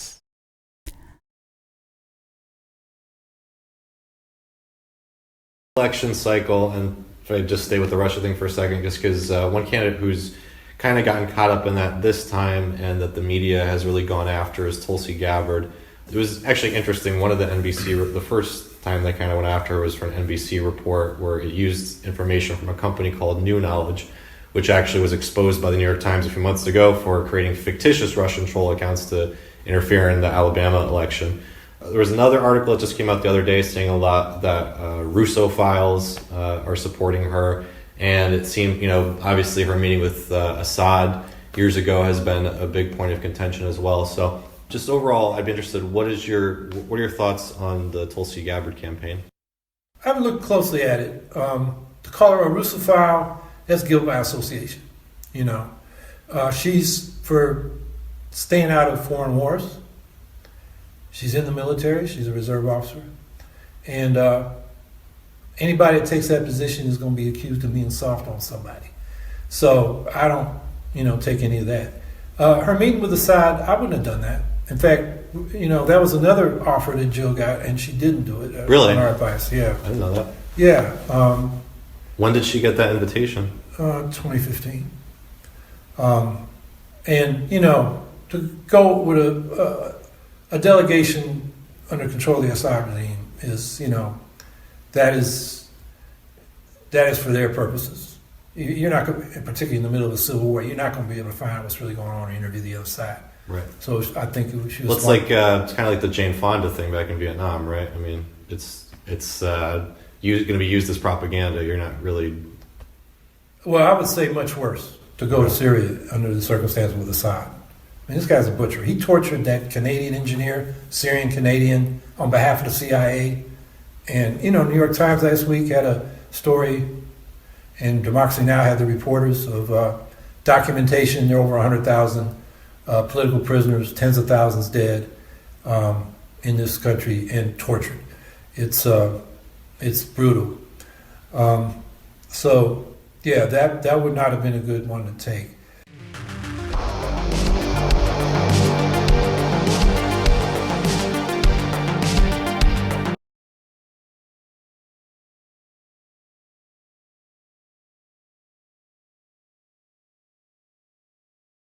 Okay, so I think there's another video also where he's talking about Russiagate, which actually it surprised me that he's a Russiagator. I mean, I think some of you brought this point up during the last live stream that he's a Russiagator, which actually astonished me because Dr. Jill Stein, was accused of being a Russian asset by Hillary Clinton. So you would think that him knowing Dr. Jill Stein personally would be aware of why this is such a stupid propaganda tool that is used to smear and silence dissent, to smear opponents of the Democratic Party or the establishment in general. So I was a bit confused by that. And, so going to Assad, Bashar al-Assad. Very weird, actually, when in English to say Assad. It's not Assad, it's El-Assad, okay, the lion. So it's El-Assad, okay? Did you hear what he said? So several points here. And let me be very clear. This is, not some kind of defense of Assad. I actually don't care. You could replace whatever name you want there. That's not the point here. I want you to listen to this again, what he said quickly. Okay, I'm going to play it again to you quickly. And I'm going to play it again to you quickly and ask you the same question, okay? Listen to this. A delegation under control of the Assad. So yeah, I agree with him about the delegation. Sure, no problem. That's the delegation that Tulsi went on, I believe. So I'm talking about after that, all right? That is for their purposes. You're not going, particularly in the middle of a civil war, you're not going to be able to find out what's really going on or interview the other side. Right. So I think she was. Well, it's like it's kind of like the Jane Fonda thing back in Vietnam, right? I mean, it's going to be used as propaganda. You're not really. Well, I would say much worse to go to Syria under the circumstances with Assad. I mean, this guy's a butcher. He tortured that Canadian engineer, Syrian Canadian, on behalf of the CIA. And, New York Times last week had a story, and Democracy Now! Had the reporters of documentation. There are over 100,000 political prisoners, tens of thousands dead in this country and tortured. It's brutal. So, yeah, that would not have been a good one to take. Okay. So you heard that twice now, all right? Here's a little exercise, all right? You ready? I want you to imagine for 1 second, if I had read you what he just said, a transcript, would you have known that Howie Hawkins said that? I wouldn't have known that. I would have thought that was Hillary Clinton or George Bush or Bernie Sanders or anyone at Washington, D.C. I have no idea. And this is the fucking issue, because wherever they diverge, right? They diverge. Hillary Clinton is no proponent of Medicare for all. Howie Hawkins is. Bernie Sanders is. But it's really weird. Isn't it really weird how at the end of the day, they all seem to have the same goddamn positions on foreign policy? There's something fishy about that, right? There's really something fishy about that. Now, whether that's on purpose or whether that's just blatant ignorance, that's another question. I leave that up to you. But it is an issue. It's a very big issue, because once again, this is going to affect everything else that you're fighting for. Yes, it is. Because when your country is wasting money making bombs and bombing the shit out of brown people, instead of feeding you, instead of clothing you, instead of building you hospitals, instead of giving you even masks, they can't even give you masks. Your nurses and doctors are coming to work in trash bags. That is an issue. That is a really big issue. And I mean, honestly, guys, haven't we heard this before? Haven't we seen this movie before? Didn't they say the same goddamn things, almost word for goddamn word, about Saddam Hussein, about Saddam, about Gaddafi, about Maduro? I mean, aren't we getting tired of this? When does it end, right? When does it end? We know this programming. We know this movie, right? This is psychological warfare against you, the American people. This is manufacturing consent. This is, today, our special programming, we want to focus all your attention on this Arab leader, okay? He's the bad guy. That's the figurehead. Oh, the brutal regime, and he's done this and that. Okay. And then what? Now we're going to go and bomb the shit out of him. Now you're going to have body bags coming home with American flags on them. Now we're going to use all the money that we should have been using for Medicare for all to bomb this bad guy and, give contracts to our friends in the private sector who build these bombs and the planes, and Blackwater, who are going to send people to do the same goddamn job the military could have been doing, but they're going to take 3 times more and charge 3 times more with your fucking money. And we're going to make bank on that for another 10 years, 15 years. Who knows? Right? Who knows? What was the Syrian war been now? 9 years? Maybe it's going to be 19 years. Who knows? Afghanistan, 20 years, 50 fucking years. Who knows? Just trillions, trillions of money. Sucking all that money up from the taxpayer, your money. Are you not tired of this shit? Does it not concern you that you can't tell the difference on foreign policy between a Green Party candidate and a fucking neocon? Because that concerns me. And when I see bullshit, I'm gonna call out that fucking bullshit. Not because someone is trying to defend Assad. No one gives a fuck about Assad, because you could have taken that same goddamn transcript and applied it to Saddam Hussein, to Gaddafi, to whatever leader of the day, whatever brown socialist the United States wants to remove. It's a script. We've seen this script before. There's something going on here. Tolerate that. So if you think that you are going to stick it to the DNC or stick it to the establishment by voting in someone who is indistinguishable from a fucking neoconservative on foreign policy, you are sorely mistaken, and it is very egregious and quite disappointing. Also, the blatant hypocrisy.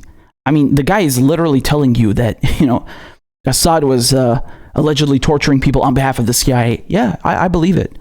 I'm pretty sure the CIA had black sites in Syria with, the knowledge of the government. I don't know. I mean, I can't make sure, obviously, but I've heard about it before, so I wouldn't be surprised. This is, of course, before he fell out of their graces, right? So before the regime change started, because if you go online now, you can see, Bashar al-Assad at Buckingham Palace meeting the Queen. You can see him at number 10 Downing Street with Tony Blair. You can see him meeting with Nancy Pelosi. Oh, didn't Nancy Pelosi go to Syria, as a matter of fact, and meet with Assad? Oh, they don't tell you that part when they talk about Tulsi Gabbard, do they? No, you see, they really used to like Bashar al-Assad, for a few years. This is when they tried, getting the U.S. multinationals and taking control of the Syrian oil the nice way. And then when they saw, okay, this guy ain't going to budge, bring in the cavalry. It's time for regime change. So, I mean, this is ridiculous.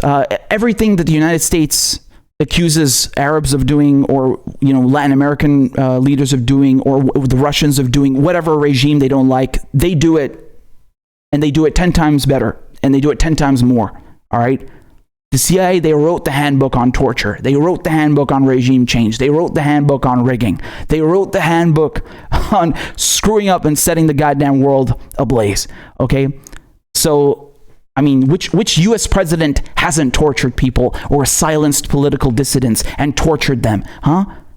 Who put Chelsea Manning in jail and tortured her? I think that was a U.S. president by the name of Barack fucking Obama, who tried to poison himself, who tried to portray himself as a progressive, right? You remember that? Yes, we can. Yes, we can torture people we don't like Chelsea Manning. Wow. Funny how that works, right? Funny how that works. So when Hafez al-Assad dies, and he puts his son in as president, that's nepotism. But when George Bush Sr. is out of office and then George Bush Jr. comes in and becomes president, that's not nepotism. Or when Teddy Roosevelt is done being president and then Franklin FDR becomes president, that's not nepotism. Or, when Bill Clinton is done being president and then Hillary wants to be president, that's not nepotism. It's only nepotism when brown Arabs do it. Then it's nepotism. Then it's a dictatorship. It's only torture when the Arabs do it, right? It's not torture when America puts Chelsea Manning in jail. It's not torture when America tries to get Julian Assange and the guy looks like a skeleton now and they hold him up in the Ecuadorian embassy for a decade. That's not torture. No. It's not torture when the CIA goes and, teaches right-wing fascist militias in Latin America on how to torture people, behead them, threaten them, organize revolutions and coups. No. That's not torture. It's only torture when Saddam does it or Assad does it. Then it's torture. Then it's human rights violations. Only when the brown Arabs do it. Only then is it something worth condemning. But the white man, the American, oh no. We are capable of no wrong. Us, the Westerners, the white man, we do no wrong. Wow, really funny how that works, right? Because once again, everything he just said, you can apply that to any goddamn U.S. administration you fucking like, because they wrote the handbook on it, okay? So don't give me this bullshit. Don't give me this script. And this is really concerning. I really expected better from a Green Party candidate. You want to tell me that Bernie Sanders or whatever progressive is running in the Democratic Party, they're being pressured by Nancy Pelosi and all of these forces to maybe, they can't budge on foreign policy, because they're trying to get you Medicare for all. They're trying to get you all these other progressive things. So they can't go all the way. They have to at least, they have to shut up about foreign policy. They got to buy into the Russia gate and to the, we got to get rid of Assad and Maduro and XYZ, insert whatever Arab or, a brown leader you like here. Well, what's his excuse? He's not in the Democratic Party. He just told you that he wants to end the wars. How are you going to end the wars when you're talking like George Bush, when you're talking like Hillary Clinton, when you're talking like Barack Obama, when you're talking like Joe Biden? What is that? What is that? Because this is the justification that they use to then go to war. It's like, we had to, because this guy is so brutal. We had to in the name of human rights, in the name of justice. No, you don't have to. That's bullshit. Maybe Halliburton and Raytheon have to keep their profit margins up, but you don't have to. You don't have to get involved in the Middle East. What you have to do is get the fuck out of the Middle East and mind your own fucking business and let Arabs deal with Arab shit, all right? Arabs don't tell you how to run your fucking shit, so, accord them that same courtesy. Will you, old boy? Enough of this bullshit. It's not about Assad. It's not about Saddam. It's always the same fucking script. We want to practice predatory foreign policy. We want to make money for our buddies in the private sector. We want to prop up the military-industrial complex, and we're going to use human rights and democracy and freedom as the excuse to do it. So that is bullshit. You cannot vote for that guy in November if you are really concerned with getting progressive policies implemented, and if you actually give a fuck about brown people, not getting the shit bombed out of them. You can't do that in good conscience. Because once again, even if you didn't care about people in the Middle East, the money that's supposed to go to the progressive things you want is not going to go to those progressive things. It's going to go to bombing the shit out of brown people. Look, even in the middle of a pandemic, what did Trump do? He sends the Navy to Venezuela. You get a $1,200 check, a one-time check. That's it. Maybe you get a check. Medical staff, they don't even got masks. But no, we got time and we got money for regime change. We're going to circle Maduro from both sides, going from the Pacific and the Caribbean. Oh yeah, we got money and time for that. All the time, baby. And it's really fucked up. I mean, if you don't know about Blackwater and the private contractor industry, you have two armies. The United States has two fucking armies because they were smart, man. They're like, damn, if we really want to have an empire, we need the conventional armed forces. And then we're also going to have a private sector army, mercenaries, that actually make 3 times the wages or 7 times the wages that the conventional military does. So actually, we're making money from both sides. Wow. And of course, the Blackwater operatives, or whatever the fuck their name is now, they changed it because they got so much bad press. They got caught doing all that shit in Iraq. They changed their name now, but it's the same principle. You have a second private army that is not held accountable in, military tribunals, that is not subject to the same kind of rules of conventional warfare. I mean, as if the United States gives a shit. When they don't like you, they'll drop a fucking nuke on you. Just ask Japan. They will drop a fucking nuclear bomb on you. Yeah. All right. I mean, yeah, Japan did some fucked up shit, no doubt. They're the Axis. Go look up Unit 731. But I mean, the United States really doesn't give a shit. Okay. They're not some force, some crusaders for justice. No. This is about making money. So the private sector, they will fuck you up, and they will fuck the American taxpayer up by charging you all that taxpayer money, sucking it all up. Instead of going to hospitals, instead of going to make masks, instead of giving you wages. No. Fuck you, bitch. Blackwater. Fuck you, bitch. Private mercenaries. Private sector, baby. Raytheon, Halliburton. Fuck you, bitch. Those are the real gangsters. Those are the real fucking gangsters. And they're making a fool of you. And this is the same kind of bullshit rhetoric they use. I mean, ain't nobody at Wall Street or Capitol Hill give a fuck about Syrians. They don't give a shit. They didn't give a fuck about the authoritarianism in Syria when they invited Bashar al-Assad to Buckingham Palace or Downing Street, or when Nancy Pelosi went to visit him. Donald Rumsfeld didn't give a fuck about people in the Middle East dying because of WMDs when you went to Iraq and sold Saddam biological and chemical weapons to gas the fucking Kurds and the Iranians. They didn't give a fuck. Man, stop kidding yourself with this horse shit, man. Stop kidding yourself with this bullshit. Enough. So I don't know about the other candidates running in the Green Party, but man, you need, every time you have a progressive in mind, every time you're looking, you're looking to check somebody's record, see what they said about foreign policy, because they will use this crap to siphon away the funds needed to implement progressive domestic policies for foreign wars. Make no mistake. They have no excuse to be ignorant about this stuff. They don't.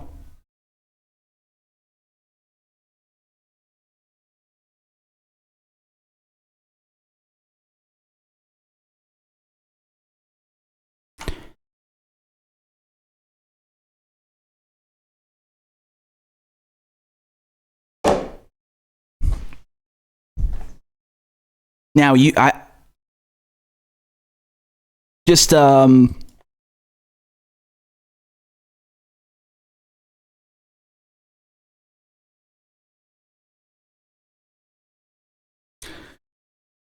about Dario Hunter.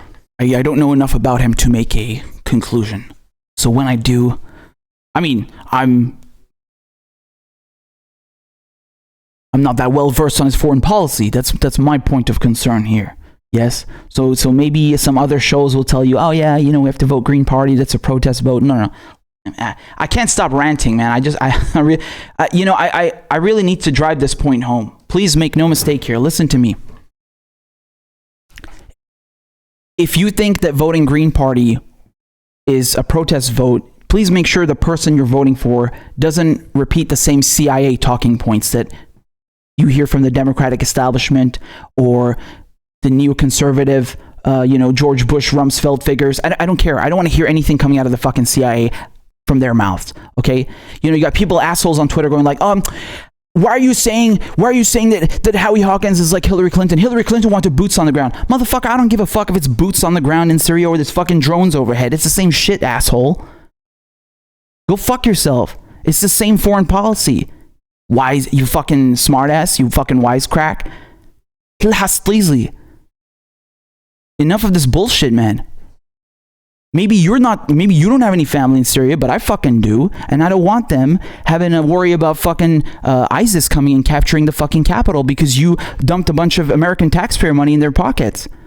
I mean, the fact that Howie Hawkins in this video is more concerned about Jill Stein not going to meet Assad as part of a delegation because it was bad PR than he is about the fucking Pentagon literally creating ISIS really speaks volumes. I mean, are you that fucking simple-minded? Your government is literally propping up al-fucking-Qaeda, ISIS, and all of their other fucking offshoots that I don't even know how to fucking name, all right? Jabhat al-Nusra, Hayat Tahrir al-Sham, etc., all of the same it's all different, blends of the same fucking bullshit. You're more concerned with Jill Stein looking bad because she met with Assad than you are about your government propping up ISIS? Are you that fucking dumb? Are you really that fucking dumb?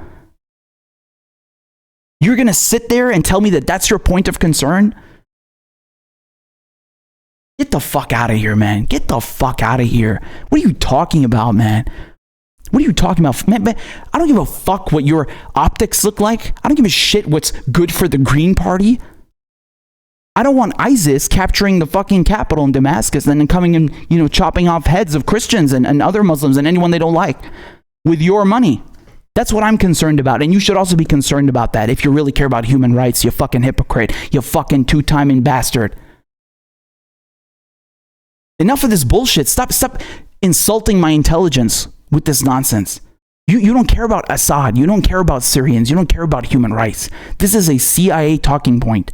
So go and fuck yourself. If you really cared about human rights and about Syrians not dying, you wouldn't have funded a regime change war and all of these million different offshoots of Al-Qaeda, would you? Would you? That seems like a pretty big contradiction to me for someone who's so fucking concerned about torture and killings and unfair treatment and violations of human rights and yada, yada, yada, and all the whole rap sheet that they slap on any regime they don't like. Don't insult my fucking intelligence. Don't insult the intelligence of American voters with that bullshit. Get the fuck out of here. Enough of this horse crap. So if you go and vote for someone like that, who's spouting CIA talking points, you're doing yourself no favors, and that is not a protest vote. All right? That's not a protest vote. That's nonsense. This is even worse than Russiagate. This is beyond Russiagate. Russiagate, okay, you want to discredit people in the US. This is beyond that. This is actual militants, jihadists, cutting off people's heads, trying to take over, one of the last independent socialist Arab countries on the face of the planet. A 9-year war. This is way more serious than that, and you've been paying for it. Make no mistake, you've been paying for it. This blatant hypocrisy, man. You can't fool Arabs. Arabs know this shit, man. Arabs know this shit from day one, all right? This is the biggest fucking hypocrisy. It's hilarious listening to American politicians talk about human rights. America is the biggest human rights violator on the face of the planet. They perpetuate that. That is their foreign policy. That's their brand. So you're concerned with Assad, but you're not concerned with, Donald Trump selling $300 billion worth of arms to Saudi Arabia, which then goes and promotes Wahhabism and ISIS and groups like that in Syria, or goes and uses those weapons that you just sold them to bomb fishing villages in Yemen and cause a cholera outbreak. Oh, you're not going to, that's not human rights violations. That's something else. Oh, really? Wow, interesting. It's fucking hypocrisy. It's unbelievable. It really is, man. It's laughable at this point, We've seen this movie before. All right, we've seen this movie before.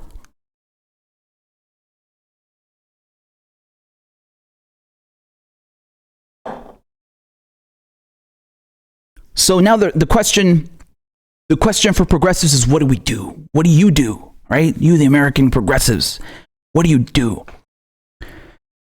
Man, this is a good damn question, ain't it? The question is now, do you go and you vote for Green Party? What's the point, right? After everything I'm telling you, if I'm telling you that, you're going to have Green Party candidates supporting the same neocon talking points, that doesn't work, does it? So you might have to look elsewhere. You might have to look at building a new party from scratch. But then the problem is, even if you did build a new party from scratch, you can bet your ass it's going to get infiltrated by the alphabet people. Oh, yes, it is. Oh, you bet. That's the first people joining your party are going to be the alphabet people. You know it. It's a very difficult undertaking, isn't it? You need God at this point. You literally need God to help you at this point, because this is, however you look at it, it's a really nasty shit sandwich, this political landscape that you have. It really is. But I can assure you that if you think you are casting some kind of protest vote, look, man, the reason I was looking into this guy is because I was actually weighting what people are going to do, weighting these options. Like, okay, well, obviously no one's going to vote for Trump or Biden. So what else do they got here? They got the People's Party on the one hand, which we're going to look into as well. But when it comes to the Green Party, Dr. Jill Stein, I know a lot of people voted for her in 2016. So what do we got going on here? So we don't just have Howie Hawkins, remember, we don't just have him. Am I still? Okay. So we don't just have Howie Hawkins, right? He's just one person. I'm just talking about him for the moment. I'm not telling you the Green Party is bad. I didn't say that. But I'm telling you that you have an issue here. You have an issue, a real issue, when the Green Party is saying that, oh, we are to the left of the Democrats, but then, when it comes down to it, when you look at the other end, when it comes to foreign policy, red flag with this Howie Hawkins. So we got to look into Dario Hunter next, don't we? And even then, man, this is the issue. How can you have a Green Party? Even if, all of the other candidates have been fine, how can you have a party which is allowing that? I want to ask you a hypothetical here. If you were running a Green Party, right? And you had somebody saying, I want to be the Green Party nominee for president and I don't support Medicare for all. You'd be going like, what? Get the fuck out of here, man. Go join the Democrats or the Republicans, right? You would immediately say, what are you talking about? What do you mean you don't support single payer? You can't be our presidential nominee. You're nuts. I want you to learn to have that same reaction when you hear CIA talking points about foreign policy. Thank you for coming to my TED Talk. Good night.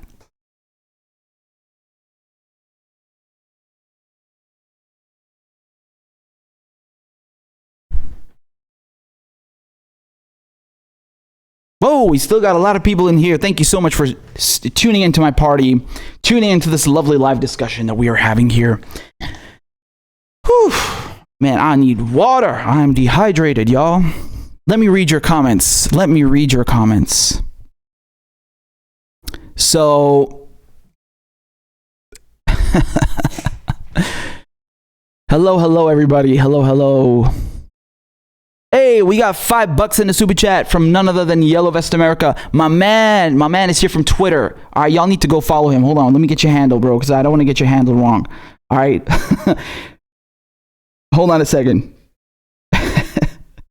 I'm so glad you made it on the stream, man. I hope you're still watching. Oh damn, my notifications are blowing up, man. This is crazy. Wow.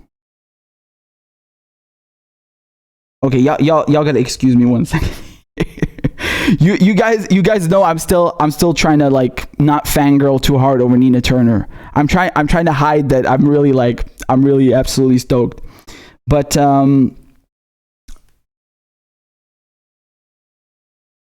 okay, so here I'm gonna read this out so I don't mess it up. At America_Vest. At America_Vest. All right, y'all go follow my man Obi. Thank you so much for tuning in, man. Thank you for the super chat. I really appreciate it, brother. So, just a girl, $2 in the super chat says, "What about Shahid Buttar?" Now Shahid Buttar, I love him very much. And actually, one of the questions, I don't want to spoil it. Maybe he's listening. I don't want to like scare him off, but I'm going to ask him, why are you running as a Democrat, brother? Why are you doing this, man? You're not a Democrat. I mean, you're literally the opposite of Nancy Pelosi. You shouldn't be running as a Democrat. That's what I'm going to ask him, because I really like him. I think like I love this guy. I don't know what to tell you. I've been doing videos about him like months ago when no one was paying attention, right? I hope he sees them. I thought he was really good because like every way you look at it, he's diametrically opposed to Nancy Pelosi on everything. And he also talks about the imperialist nature and history of the United States. And I'm like, wow, this motherfucker's spitting, right? Like he's not just saying, oh, we got to end the wars. No. He's saying like, look, we did this before in Iran and look what it did, right? This used to be a liberal society. But then, we wanted the oil. So we installed our own, he goes through the whole history of it. Right? This is just one example, by the way. This is just a video he posted the other day. That's why I got it in mind. So my point is, I really love Shahid Buttar, and my main question to him is, why the fuck are you running as a Democrat? I mean, why are you like, this is the issue. So that's one thing. But we can come up with a roster of questions. Of course, I would have you guys submit some questions to me that I can ask him. And maybe we can do a poll. I don't know if we can do polls on YouTube, right? So we can do like something like that. That'll be interesting, right? So that's one thing. So just a girl, another $2 in the super chat. Thank you so much. Says he's so nice. You should tweet him. He follows me on Twitter. I'm trying, man. Y'all need to stop. I'm trying not to fangirl, man. When I saw he follows me, I was like, what? Yes. It's really hard not to fangirl, but I have to be critical, man. It's nice to have your work heard.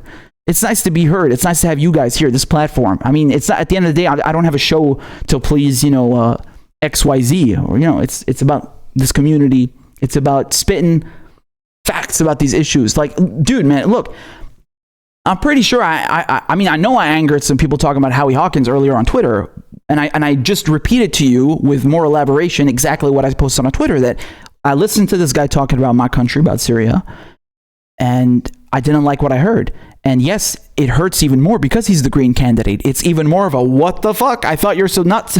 I thought you're supposed to be different than the Democrats, even more to the left, and you're just as right as George Bush on foreign policy. Am I losing my fucking mind here? That is not okay. You can't, there's no way you can spin that and tell me that is okay. None.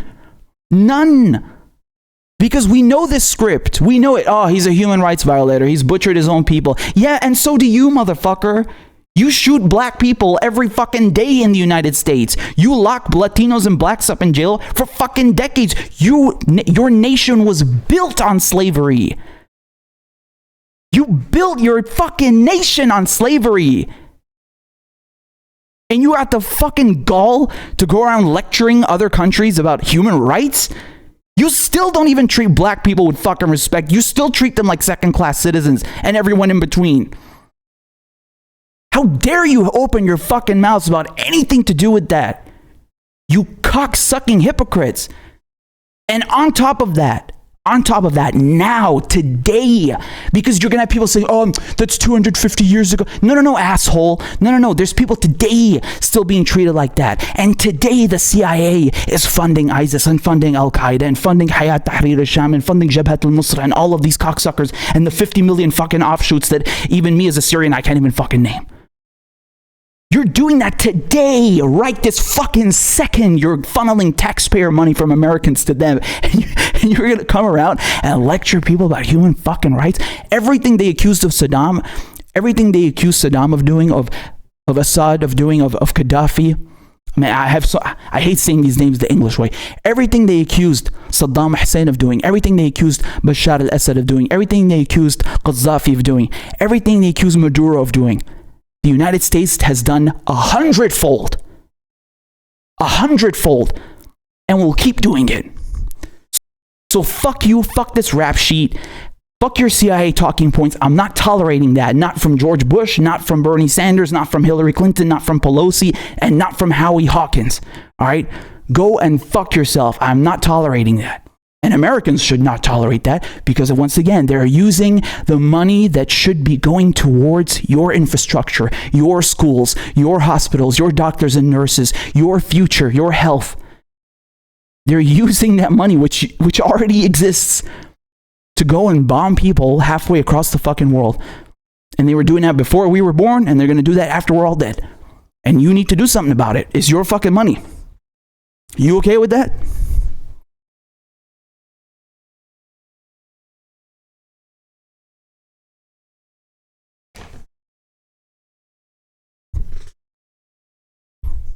I have no idea what we were talking about originally, but that needed to be said again, and it needs to be said 100 fucking times.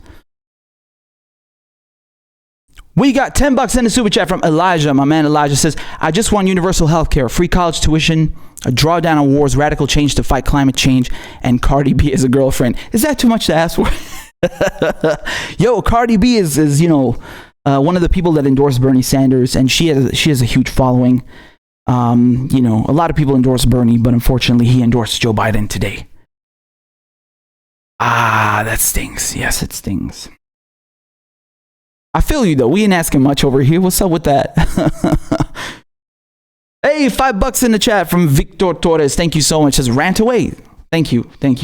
I need to get this out, man. I need to get this out. Come on. We got 50 Norwegian crowns from Base from Muhammad. Thank you so much. Says Habibi. Shukran. Islamli. So we got another $2 in a super chat from Victor Torres. Says this guy has guts. Me? I got guts? No, man. I got dehydration. No, thank you. I appreciate that very much. I really appreciate this. We got another. Oh, hold on a second.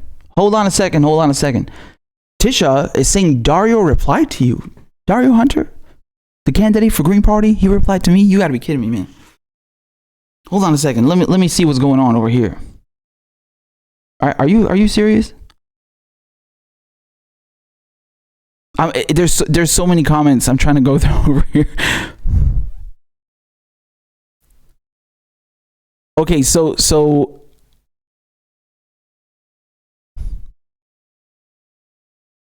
let me just get through the I don't know if you meant on Twitter or wherever, but please elaborate, Tisha. And thank you for the heads up. And thank you for these super chats. Just the girl says probably 2024. No, I can't run. I'm not American, so that's not happening. You'll have to just tolerate me on YouTube for now and forever. It's okay though. You don't. I told you, man. I told you. If I went to Washington, I wouldn't be the same. No one who goes in there, no one who goes into the meat grinder comes out the same. It's a meat grinder, man. I kept using other metaphors. I said the belly of the beast, the wolf's lair. The meat grinder is more appropriate. Maybe I'll think of another one. But yeah, you wouldn't want that. Again, the real power comes from the workers. And that's why it's a threat, because you can't localize it. You can't centralize it, right? It's a danger. When you centralize something, we got a problem here because they can cut off the head. You don't want that. When you have one person leading a movement, dangerous, not good. Even several people, remember FDR incorporated several people, several leaders of the socialist and communist movements. And even when you have unions at again, we're going down the scale here of sizes. So not just political parties, but then unions as well. The leaders of the unions can also be co-opted. Dangerous. We need to find a new way. So they can't cut off the head. You understand? It's got to be like a hydra. So we got $2 in a super chat from my man Brandon Adams. Bless you. Thank you so much. Says much props to your progressive voice. It's needed. I appreciate your comments and kind words. I really do, and thank you for your support. Hey, we got Rusky Husky in the house. Sends $2 in a super chat and says Bernie's true face revealed and more Biden dementia. Yeah, that could be the title of this video. You can also call it that. You can also call it that, man.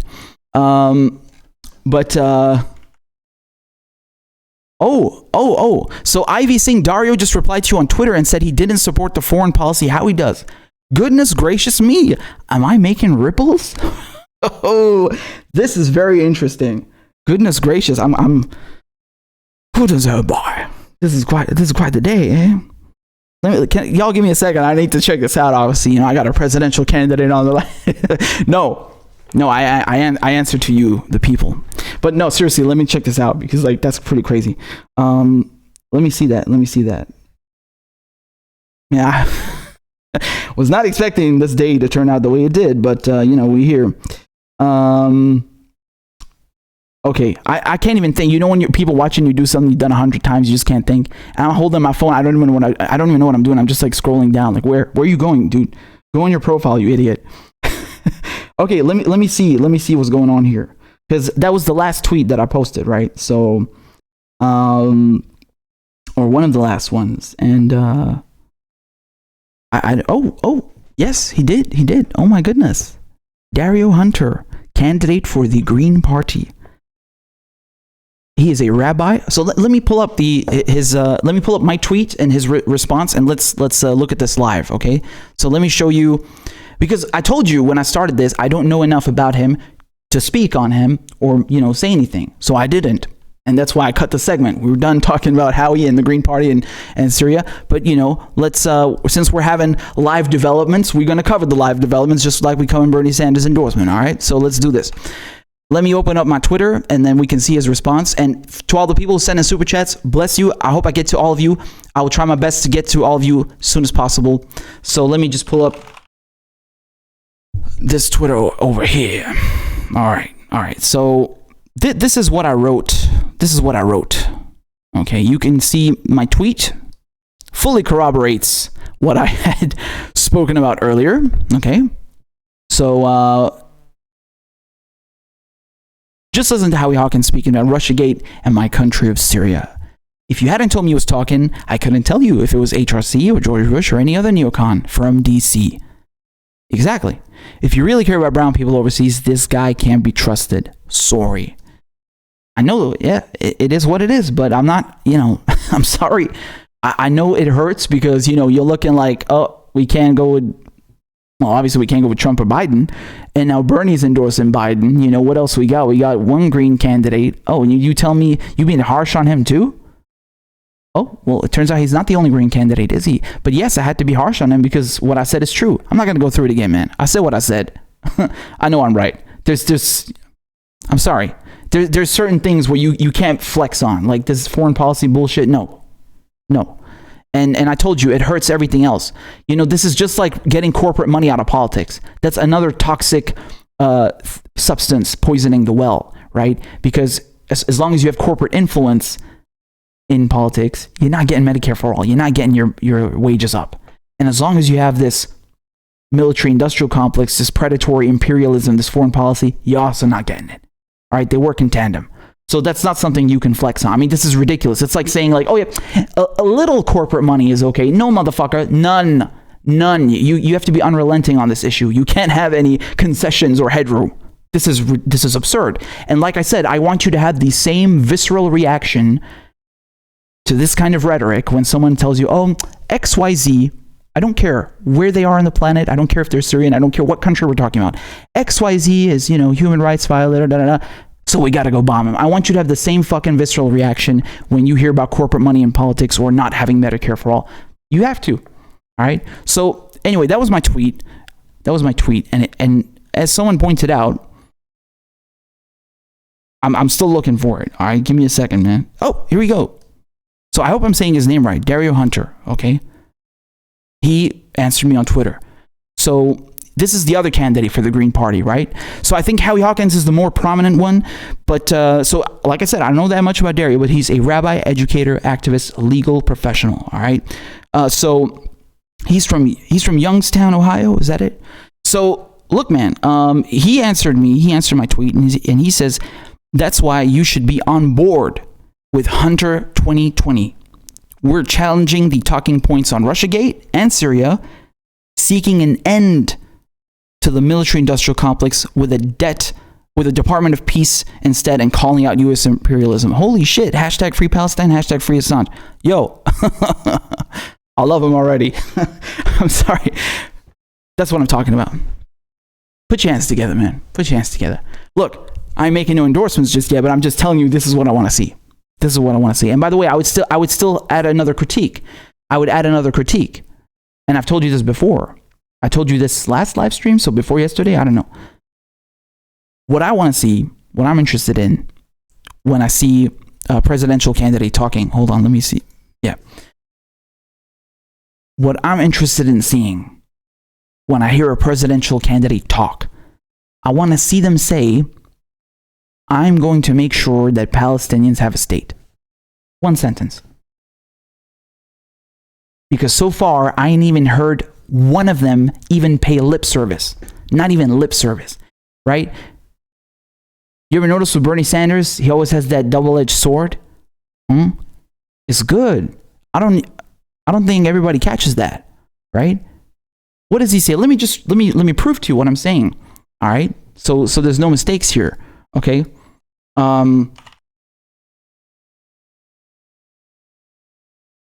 Because, Bernie Sanders, I'm not saying it's a talking point, but he repeats the same phrase multiple times, right? So, and it's always the same structure, and that's why you need to pay attention.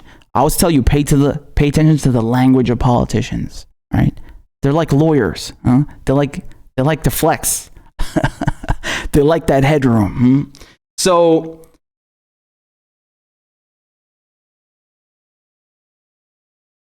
okay, so here we go. There we go. This is it. Okay, I just pulled up the first, this is actually from fieldofburn.org, so this is just the first website I saw. All right, so here you go.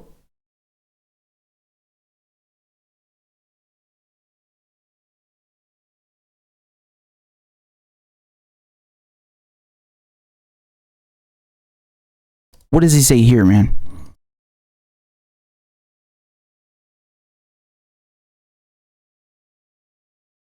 Look.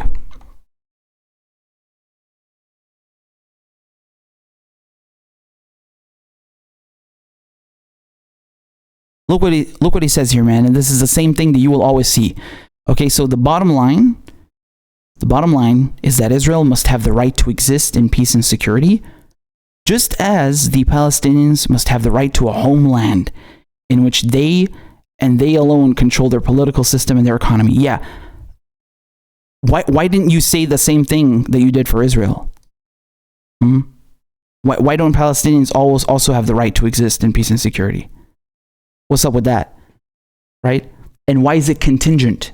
You notice how the sentence always starts out with Israel has the right to exist in peace and security, and Palestinians, platitude. No, I don't give a fuck about Israel. I don't give a fuck about China. I don't give a fuck about South Africa. I don't give a fuck about, Malaysia. I'm talking about Palestinians having a state. I want you to say it. I want you, candidate for the office of the presidency of the United States of America, the world's only hyperpower, okay? Not superpower, hyperpower, post-Cold War. You running for the most important office, most important job on this goddamn planet. I want you to say it. I will make sure that Palestinians have a state. No bullshit, no malarkey. I didn't ask you, do you see how it's always contingent? You see how it's always contingent? He has to like talk about, oh yeah, Israel have a right to exist in peace and security and yada yada platitude. I didn't ask you about Israel. I asked you, I want to know about Palestine. Are you going to give them a state or not? It's been 70 fucking years. What are you waiting for? Another 70 years? Give us. You know, it'd be really nice as Arabs, just a suggestion. It'd be really nice to give us a number. You know, since we're going to suffer, since you're going to commit genocide, you know, since you're going to keep funding Israel, since you're going to keep oppressing, sorry, not Israel, the Zionist occupation, my bad. Since you're going to keep funding the Zionist occupation, since you're going to keep butchering Palestinians and locking them up in the world's biggest open air prison and keep denying them their human rights, could you at least tell us until when? You know, even prisoners know their sentence. What is the sentence of the Palestinians? Could you give us a fucking ballpark figure? Is it going to be 7 years, 70 years, 7 centuries? Just a fucking ballpark figure. Does that work for the military-industrial complex and the AIPAC lobby? You got it. You have an Israeli state. You're oppressing Palestinians. Palestinians have no state. Okay? You fucked us. Now, can we have a verdict on how long this is going to last? Does that work for you? Unfucking believable. Unfucking believable. Really, it's really something, man. Right? So that's why I don't like these platitudes. All right? Like how Palestinians, and he's not even saying they have a right to a state. No, it's contingent upon Israel having a state and their security. Yeah, Israel, we're past that. They already have a state. They already have security. I want to know about Palestinians. And, you know, again, to his credit, Bernie Sanders did go further than anyone else. I've never seen or heard an American presidential candidate, you know, I mean, I've never seen or heard an American politician, let alone a candidate for president, saying that, I will leverage our aid to Israel, our military aid against them to help Palestinians. To his credit, that's a bold statement. Yes, but again, I don't want you to leverage anything. I want you to give Palestinians a state. All right, how about that? Can you do that for us? Come on, man. Let's cut the bullshit. All right. So going back, that was quite the tangent, but going back to Dario Hunter, I really appreciate that. Okay, so that's good. You know, at least on Syria, there's no jokes here. And, you know, about Assange. Now, this is another point about Howie that I forgot to bring up when we were talking about Howie Hawkins. I heard, I don't know, I read a comment somewhere that he is against Assange, but when I looked that up, that's not what I found. I don't know if I'm mistaken on that. That's why I didn't talk about it, because I wasn't sure what the verdict is. I don't know. You tell me. I remember that Bernie Sanders had a plan to protect whistleblowers, to protect people like Chelsea Manning, like Julian Assange, like Edward Snowden. I mean, no one else had that. And you had Andrew Yang going around that, I want Julian Assange to stand trial in the United States. What? He's never been to the fucking United States. Stand trial for what, bitch? Do you also want to stand trial in the fucking UK for, a parking ticket? What the fuck are you talking about? What kind of rhetoric is that? Never mind the fact that Julian Assange did nothing fucking wrong and he's a champion of journalism. I mean, without this guy, you wouldn't even know about collateral murder. You wouldn't even know about the war crimes. I mean, we all knew about Abu Ghraib. We already knew they're committing war crimes. The fucking war itself in Iraq was a war crime. But I mean, you wouldn't know the details of it. You wouldn't have all of these diplomatic cables. You wouldn't have the video footage. You wouldn't have the hardcore evidence to prove it. Without Julian Assange and Chelsea Manning. These are fucking heroes. They're champions of democracy. And in 100 and a couple hundred years it might take for the U.S., they'll be recognized as heroes. Mark my fucking words. They already are to me. There's no question about that. But in the broader scale of foreign policy and imperialism, boy, they're traitors. Send them to the gallows immediately. Of course they're traitors. If you're being called a Putin puppet, if you're being called a Russian bot, usually, not always, but usually you might be doing something right, because they call anyone they don't like a Putin puppet. So it's good to see that at least one candidate for president in the Green Party, Dario Hunter, is not going to parrot these talking points, the CIA talking points about Assad, as far as I can tell, because as you can see, you've witnessed live my developments and his input into this issue. So that's pretty cool, having that. So as far as I can tell, we're right at the same level with each other here. He is not parroting the same point. And I really like the comment underneath. I mean, this is absolutely hilarious. Look at this. I don't know who this person is, but they're saying, I get the feeling this is a smear by Hunter's campaign. You guys are the only people making the accusations. Howie has been pretty damn vocal on both issues, and thus entire thing is bogus. I mean, no, I can assure you I'm Syrian. That's not bogus, That's I don't really know what to say about that. And I can assure you my position has been the same, and I've been saying the same fucking shit for months. So no, it's not bogus. I don't this is really fucking hilarious. I mean, for you guys who know me and know the channel, I mean, this is a joke. A smear campaign. Dude, are you serious? Oh my God, he caught me. I was wearing a green sweater. I admit to everything. Guys. I'm a plant by the Green Party, as you can tell by my green sweater. تلحس طيزي شو حمار، تلحس طيزي شو حيوان، روح كل خرا نضب هالقصة.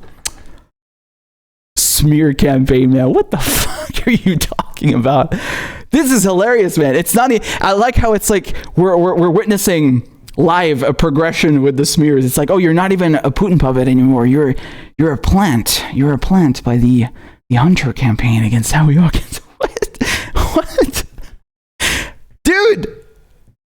Oh my God. This is hilarious. I gotta check the comments. I mean, you guys are seeing this shit, right? Like, man, this is a joke. This is an absolute joke. Play and repeat says, you look Hispanic, you look and sound Hispanic. I know. I get that a lot. I know I look like a Mexican soccer dad right now. I know it's nice, But no, I'm not. Unfortunately, I don't speak Spanish. Actually, I understand a bit because I speak French, but I don't speak Spanish. I tried learning it watching Narcos. Mexico, and Colombia. And then you also they got a special dialect, don't they, in Medellin, right? They got a special one over there, Medellin. No, I don't speak Spanish, unfortunately. But yeah, I know people tell me I look Mexican or Hispanic or Latino. Thank you. It's a nice compliment. I really appreciate that. But no, I am Syrian. I'm born in Damascus, baby. Oldest city in the world. Yes, sir. So no, and I'm not I am not a plant for the Green Party. No, I mean, I literally just told you, like, watch the fuck out, with all of the parties. You might have to go build another party. And so I don't see how that would be helpful for another candidate in the Green Party. Yeah, that doesn't really work like that. It's a progression, man. You see, I got accused of like the next level smear. It's not even a Putin puppet. No, you're a Green Party plant. Oh shit, that's a pun right there. You're a Green Party plant. Dig it? I love it, man. I love it. This is hilarious. Hey, we got $20 in the super chat from Maniac. 20 balles. Merci beaucoup. Merci beaucoup. Says contribution for the green sweater conspiracy. Ah bah vous voyez, hein? Là, on est chaud, les gars. On est chaud. Thank you so much. Thank you so much. Just the Girl says French. Tell us more. Thank you for the super chat. And you've been making it rain. Y'all put your hands together, by the way. For everybody giving these super chats. Just the Girl been making it rain in here. Tell us more. I mean, I always throw a little bit of French. I'm not trying to flex or nothing. It's just like, ah, on est là, quoi. Il n'y a pas trop de francophones, mais si tu piges, si tu vois ce que je veux dire, tes mains, tu vas voir. Okay? So you see, Tisha can corroborate. So my Iranian hubby gets asked if he's Mexican all the time. Yeah, you can find some similarities. Especially after I started, I grew the ability. I had the ability to grow facial hair. Yes. I appreciate it though. That's a nice compliment. I like it. I like it when people say that. You look Latino. I wish I could answer in Spanish, but no, I can't. So, going back to the politics. I missed a couple of super chats. Let me please get to all the super chats. Just out of respect, I just want to catch up with you guys. And 1 second, we will get back to the politics in a second. I'm laughing so hard at this. This looks like a smear. This is the funniest shit I've ever seen. I love it. Like, it's not even, oh, you're working for the Russians. No. You're working inside the Green. Oh yes. Oh yes. Oh man, I love it. I love it. It's flattering in a way, really. Oh my god. I hope you guys are laughing as much as I am, because I think this is fucking hilarious. So we got a $5 in the super chat with this special sticker from Pepper Rants. Bless you, Pepper. Thank you for that. Bravo, bravo. Thank you. And we got another $5 in the super chat from Just a Girl. Just a Girl. Thank you. It says everyone is freaking out because they are scared we're about to lose it. You're damn right. You're damn right. You know, when humans get hungry, they lose it. الإنسان بيصير حيوان. Man becomes beast when he got no food to eat. Yep. And I mean, this is we're talking about in the context of this political avalanche that has, overcome us, not to mention the coronavirus and this recession and the screwing over with the transfer of wealth. So you are right. They should be scared, the elites. They really should. My only fear is that they have crushed these socialist movements so well since FDR, and the brainwashing has become so effective. That is my only fear, with the propagation of mainstream mass media. So Just a Girl says, you don't have to be American to lead a movement. Oh, damn. Oh, damn, man. The alphabet people, they coming from my ass. You bet. Shit, man. Shit. Listen, I'm just here to speak on these issues. Like, I mean, they're not, there are things that are constants, Like I told you, the foreign policy is one of them. No money in politics. I mean, these are things we're not going to make any concessions about. And I don't know, man. I'm really proud of this community. I fucking love you guys, and I really hope it keeps growing and growing. But just know that you were here first, so you have bragging rights. This is established. Okay, you have bragging rights beyond a doubt. But of course, and that's what they're scared of, man. Any movement they're scared of, especially if it's led by Hispanic-looking Syrians. But yeah, bless you. So I just want to make sure I didn't miss any comments. So again, thank you to Tisha for telling me about Dario. I had no clue, obviously. I'm just focused on talking to you guys. So I really appreciate that. And thank you also for the what is that? A baseball? I know it's a baseball thing, but what do they call it exactly? That giant glove that you bring with you. I mean, it's not a mascot. It's like the thing.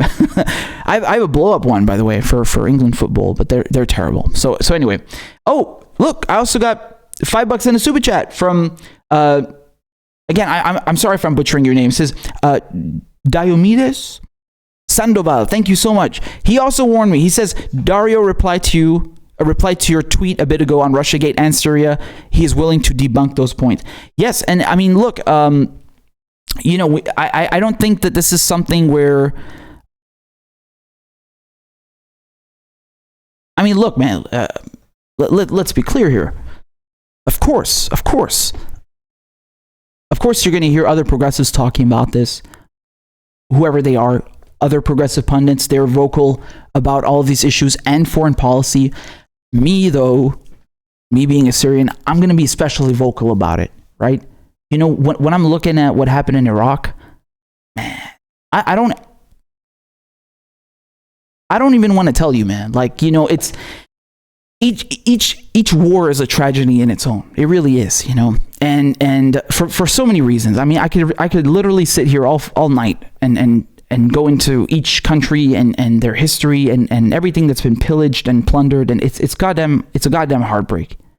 Each one on its own, and they're trying so hard. They're trying so hard to break the Arab identity, to divide and conquer. I mean, they did this twice. Remember, the French and the British, they came, they literally put down a map on a table and I mean, just to add insult to injury, with a ruler, drew borders. Now, look, you may like that for your states in the United States.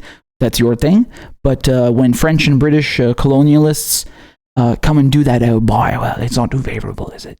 You can ask people in India and Pakistan how they feel about that. I'm pretty sure they won't be too happy. You can ask Africans how they feel about that. I can assure you they also aren't too happy. And you can ask Arabs how they feel about that. And yes, we too are not happy either.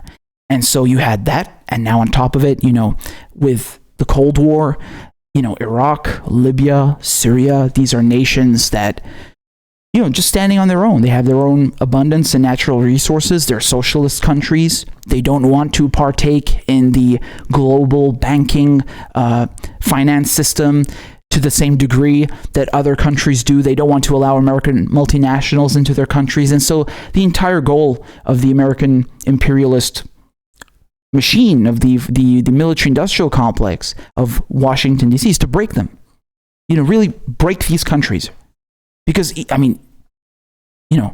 Egypt is already gone since decades. By the way, this is a fun fact. Did you guys know Syria and Egypt used to be one country for a while? Yeah. I love this fun fact, and it boggles my mind. I love it. I think it's so awesome. And this is, you see how proud I am of that? Syria and Egypt, one country. Holy mackerel. This is, mashallah, alhamdulillah. Isn't that dope, seeing these two proud Arab countries, each one with their, beautiful history, uniting as one country. Wow. Yeah, this scares them. They don't want Arabs having an identity, coalescing. So they broke Egypt. Now Egypt is dependent on foreign aid from the United States. They have the largest Arab population, so you got to feed them. And, if they basically forced them into recognizing Israel and engaging in diplomatic relations. Syria doesn't recognize Israel. Neither does Venezuela. Are you seeing a pattern here? Are you seeing a pattern? Sorry, my bad, not Israel, the Zionist occupation. But yes, in this sentence, it was correct. We they don't recognize Israel. That's just one reason, though. That's just one. So they're scared of that. They're scared of Arab countries having their own identity and being self-sufficient. So they have to break them. They have to divide and conquer. That's why they destroyed Iraq. That's why they came for Syria afterwards. And of course, this is not just about Arab countries. They're also going after Iran and Russia, in a sense, because, this entire axis, Afghanistan, right? Iran, Iraq, Syria, they want to control this entire axis. It gives them leverage against Russia, and also it clears the way to protect Israel, and also lets them go after Iran. This is why Iran has been helping Syria defend itself against the foreign aggression, against ISIS, against the foreign-backed jihadis that have been coming in using your taxpayer dollars. Iran is not stupid. They know that if Syria falls, they're next. They know this. This is clear as day. What do you think? Just in general, who wants ISIS at their doorstep? Are you stupid? You would just wait for the country next to you to collapse, and then, you got ISIS at your doorstep? And it's not just ISIS. It's America. Yes. America pulling the strings, making the moves behind the scenes. So of course, and you have Mehdi Hassan, this God, I'm trying so hard not to curse. I'm trying so hard to be a bit more civil, just because I'm this journalist, Mehdi Hassan. I'm hoping my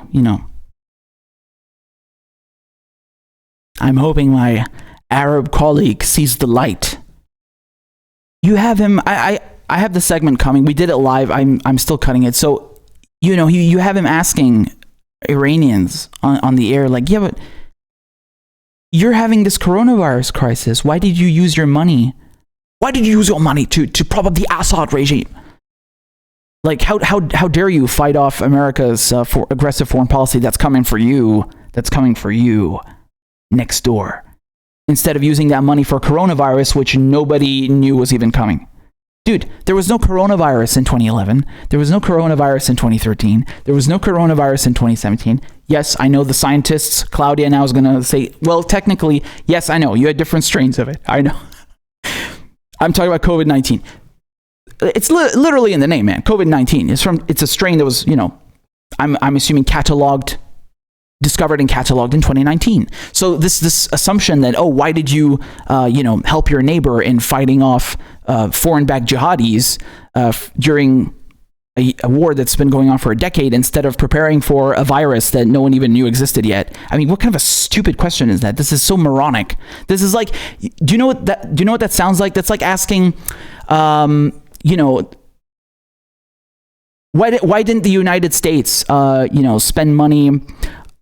Why didn't the United States use their money to, fight off the Spanish flu instead of preparing for the 1 year where they entered World War I? What? I don't know. Maybe because they didn't know it fucking existed. Maybe because they don't have a crystal ball, you fucking dumbass. I mean, okay, that's actually not the best analogy because, the United States didn't get into World War I because the Germans were at their doorstep. This is a bit more serious than that. But you get the idea. This is ridiculous. I mean, he's basically expecting Mehdi Hassan, the journalist. He's expecting the Iranians to have a crystal ball at their disposal. Fuck off, mate. Okay? Fuck off. So, I don't even know what my original point was. I have no idea. But yeah, so my point was that, this aggressive American foreign policy, it's supposed to divide and conquer the Middle East, not just the Arabs, but also to go after Russia, to have, bases, military bases, to have axes and an axe of influence right at their doorstep and also at Iran's doorstep. I mean, they would rather just completely invade Iran, in my opinion. Russia's a different bear. That's a different, beast altogether. But yeah, that's what it's about. Make no mistake. It's imperialism. That's it. They don't give a fuck about human rights. This is all, lip service to make you, the taxpayer, the voter, be quiet when the body bags start coming home and you're wondering why your money's being used to bomb brown people instead of pay for healthcare and schools and teachers and nurses and doctors. That's what it's all about. So I'm very glad that at least one candidate, we thought Tulsi Gabbard was, switched on. Apparently not, since she's also endorsed a war criminal. But, we have one person here at least, Dario Hunter, again, who I'm not going to lie, I never even heard of him before yesterday. So that's maybe my fault on my part that I hadn't explored the Green Party roster more thoroughly earlier, but I'm giving you my fresh assessment. That's my point. I'm giving you my honest opinion. I respect anyone who's running for president who doesn't buy into the foreign policy. We are the crusaders of human rights and democracy and the beacon of justice all across the world. Bullshit. That's a plus point. That's one check mark. And then we also have another things, and we also have to examine that more in detail, don't we?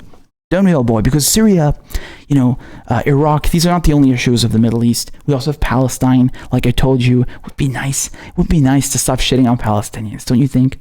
I'd love that. That would be really cool. Thank you very much. So I think I made myself as clear as I can. And, we should be exploring Dario Hunter more in detail. So, I'll be doing that. But nonetheless, this is part of a broader question that I wanted to ask you guys and discuss with you, is that the question now for progressives is, what now? All right? The question in the minds of progressives is, what next? Do you go for Green Party, someone like Dario Hunter, for example?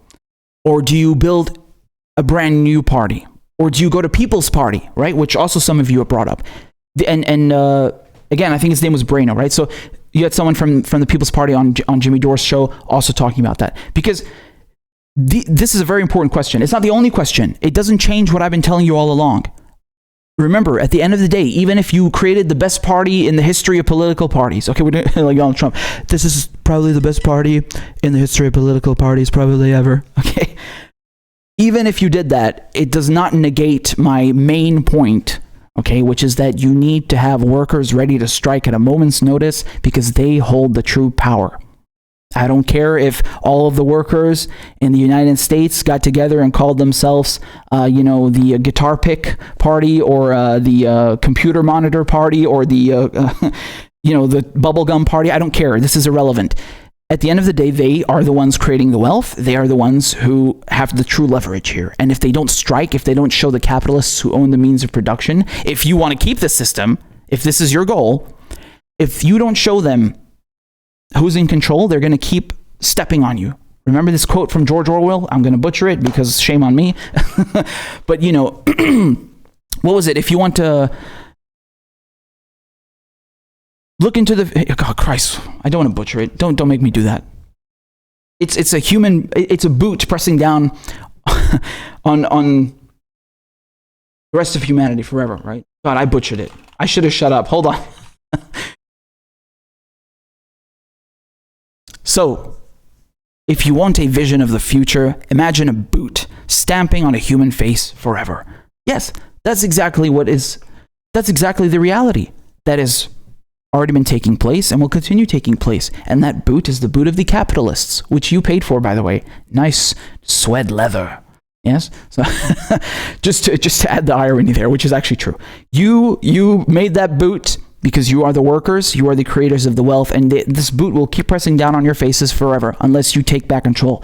And again, do you understand the concept here? You need to hold strikes, general strikes, everything, bringing the economy to its knees, essential services, utilities, everything, because that's when people go, what's going on? You need people's attention. You need them to be united in the cause of, getting what you ask for. I mean, you're running the country, so it's yours. Take it back. And, so again, this doesn't matter what party we're talking about. At the end of the day, the workers need to be united, and you need a new media. That's the third point, right? You can't have none of these endeavors will succeed. Even if Hunter or Bernie Sanders or whatever candidate you want to choose, even if they were the best candidate ever and everything, they had every single check mark you could possibly wish for, it's not enough. It's not enough to have a good party and a good candidate. Okay, and it's not enough to have the workers united. You also need to take back the media. Mainstream media has got to go. Got to go. You can't have this brainwashing. No. So, okay, I'm going to stop recording there. I've got more than enough work for myself to do now. I think I said the essential points here, and so nothing has changed. Nothing has changed, man. So there you go, man. And hey, we got $10 in the super chat from Maniac. Merci énormément. Says, already liked and subbed, so this is all I can do for Claudia's cat and to make Poppy purr. Oh, well, purr we shall. In which case, in my case, means rant. So there we go. Hey, we got $5 in the super chat from Amanda. Thank you, Amanda. Says, no matter what happens, we need to keep the movement together. Yes, people are working on this. Everyone hang tight. We must have unity. Yeah, I mean, especially after today, man. We all knew it was coming. I didn't think it was going to come so early, but, here it is. And God, that was just, I already told you when I started this stream, man, when I when I went on Twitter and I saw this tweet from Bernie Sanders, he always puts the same image, like with the crowd applauding, and I think this was in California, whatever. It's a picture and it says like, join us for the next live stream. And then I read the caption and it says like, Bernie Sanders will be going live shortly with Joe Biden. Join me for the special announcement. I was like, no. I knew it. I don't know who it was. Somebody I follow. I honestly, most of the people I follow, I have no idea who they are. They're just, I'm not really that well versed with Twitter, but someone I'm following, I guess, commented underneath, this better not be what I think it is. And I was like, oh my God, I think it is what you think it is. Oh, ouch. Oh, but seriously, man, that's so funny. This guy on Twitter accusing me of being a smear campaign. Dude, let me tell you something, man. Listen, man. I must be one of the slickest spies in history, man. If you're accusing me of smearing somebody I only just found out about like less than 48 hours ago. I just told you I wasn't that well versed with the Green Party roster. I just wasn't. Okay? Yeah, I mean, I'm not proud of that. I'm just saying the fact. I wasn't. You guys, look. You've been here for the past fucking months. Have I ever even mentioned the Green Party? Albeit that was probably a mistake. We're talking about politics. Have I mentioned them once? I wasn't. So I just found out about Howie Hawkins. How the fuck am I smearing him for another candidate I know even less about? I mean, this is just, you got some serious plot holes in your story, man. You really need to clue me in because maybe, That was just hilarious. That was absolutely hilarious. I really thank you for this laugh. The Green Party smear. Oh man, that was really hilarious. So again, I'm gonna go through the super chats. I really hope I didn't miss anybody. I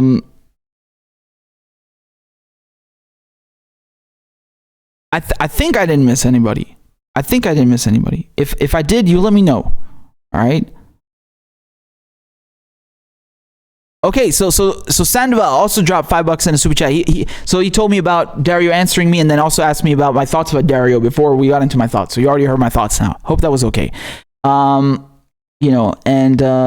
Yeah, we got another one from Mona. So we had $5 from Mona, and she said, like the freaking Obama administration bombing 7 different countries with 80% civilian casualties wasn't dangerous. Exactly.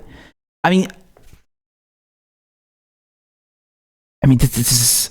I was about to say I think it was 90, as if that's any better. Like, right? The point is still the same. Oh, girl, don't get me started again. I'm really just thinking about this shit gets my blood boiling. It's so crazy how people. Here you go. You got me started, man. It's so fucking crazy how you have people still thinking about Obama as like this progressive figure. Oh yes, we can change. Oh yes, he's so cool, dude. This was all a joke. This was all a myth. This was all a charade. It was a facade. They got some. Look, they got you the literal opposite of what you think of the image of a politician. When you think of a politician, you think of, an old white guy, right? So they got you the complete opposite. They got you a young black guy who knows how to talk. Obama's very charismatic for a mass murderer. I will be honest. For someone who destroyed my country, yeah, he knows how to talk. I like listening to him. He's got a good smile. He's very good looking. He's charismatic. Cool. Okay? Not gonna lie. So they got you this guy, this character, who then turns out to be a corporate prostitute for Wall Street and Big Pharma, and also, a merchant of death. And as we just pointed out, as Mona, so eloquently put it in the super chat, that yeah, we had an 80%, 90% civilian death rate with the drones. So there you go. But hey, at least he wasn't an old white guy, because that would have been. Yeah. It's really crazy how people still have this image of him that he's like some. What did he do for you? Even if I try to think of this as like, okay, from an American's point of view, because I'm thinking of this like from a Syrian point of view, from an Arab. Well, I mean, at the same time, I'm half British, so I also have quite a sharp eye for this sort of thing. Yes, as a white folk. No, but seriously, I'm trying to think of this from inside America, right? Because I'm not American. And I'm trying to think damn, what did he do for you that you like him so much? Well, I mean, you, the American worker, he bailed out Wall Street with your money, and then he kicked 1 million plus people out of their homes, including Graham Elwood, right? I love Graham Elwood. And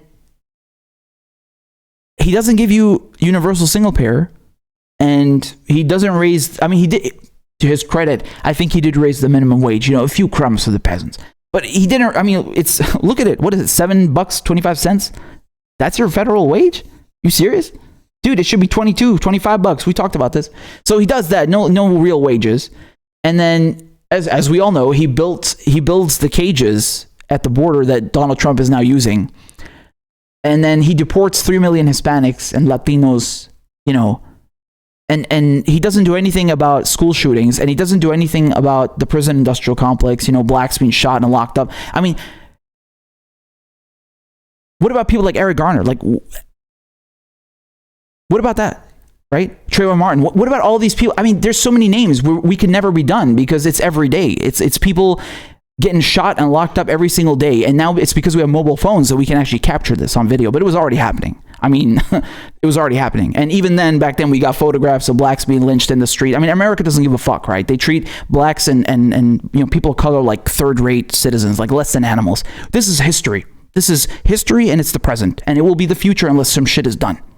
So what did Obama do about that as a person of color, as a black dude? What did he do to stop the prison industrial complex and the criminal justice system incarcerating people of color en masse? What did he do about that? What about police brutality? Motherfucker, you were the president. You had both the House and the fucking Senate. What did you do about that? Not enough. Not enough. What did you do? He spent your fucking money bombing other people of color, brown people, halfway across the world. Because guys, I don't know if you know about this, but us the Syrians, we are so important I'm honored. I'm really honored that Obama was so concerned with my country, that he didn't give you health care, and he didn't do anything about your prisons, and he didn't do anything to legalize marijuana and decriminalize any drugs, and he didn't do anything to fix the criminal justice system. He didn't raise your wages. He didn't do anything about police shootings because he had to deal with us, the Syrians. Yeah, we're that important. Dude, there's something wrong with this fucking picture. There's really something wrong with this bullshit. We got, another elite, a 1%er by the name of Barack Obama, by the name of Biden, whatever the fucking name you want to put. It's all the same bullshit in the end. It's the same result. It's like a slot machine, man. You just keep pulling the fucking thing and there's nothing coming out of it because the house always wins. Oh, goodness gracious me. Hey, we got $20 in the super chat from Tisha, none other than Tisha. Thank you so much. This is for everyone, the super chat. For everyone. Never give up. Sincerely, Tisha, and also the rose, which is our emblem, yes? For the socialists. I think the Democratic Socialists of America, right? That's where I first saw the rose symbol. When I was a wee lad. No, that's really the first time I saw it. Wow, that's a cool logo. I had no idea what it meant at the time, but now I do. So that's what it means. It's Democratic Socialists of America, they use the rose, and progressives on Twitter, they use the rose, and I think there's a whole culture with the symbols, but this is a very prominent one. Yeah, so that's what it means. Thank you very much, Tisha, for this lovely super chat, for your presence, for your input, for everything, for your support. You rock, seriously. So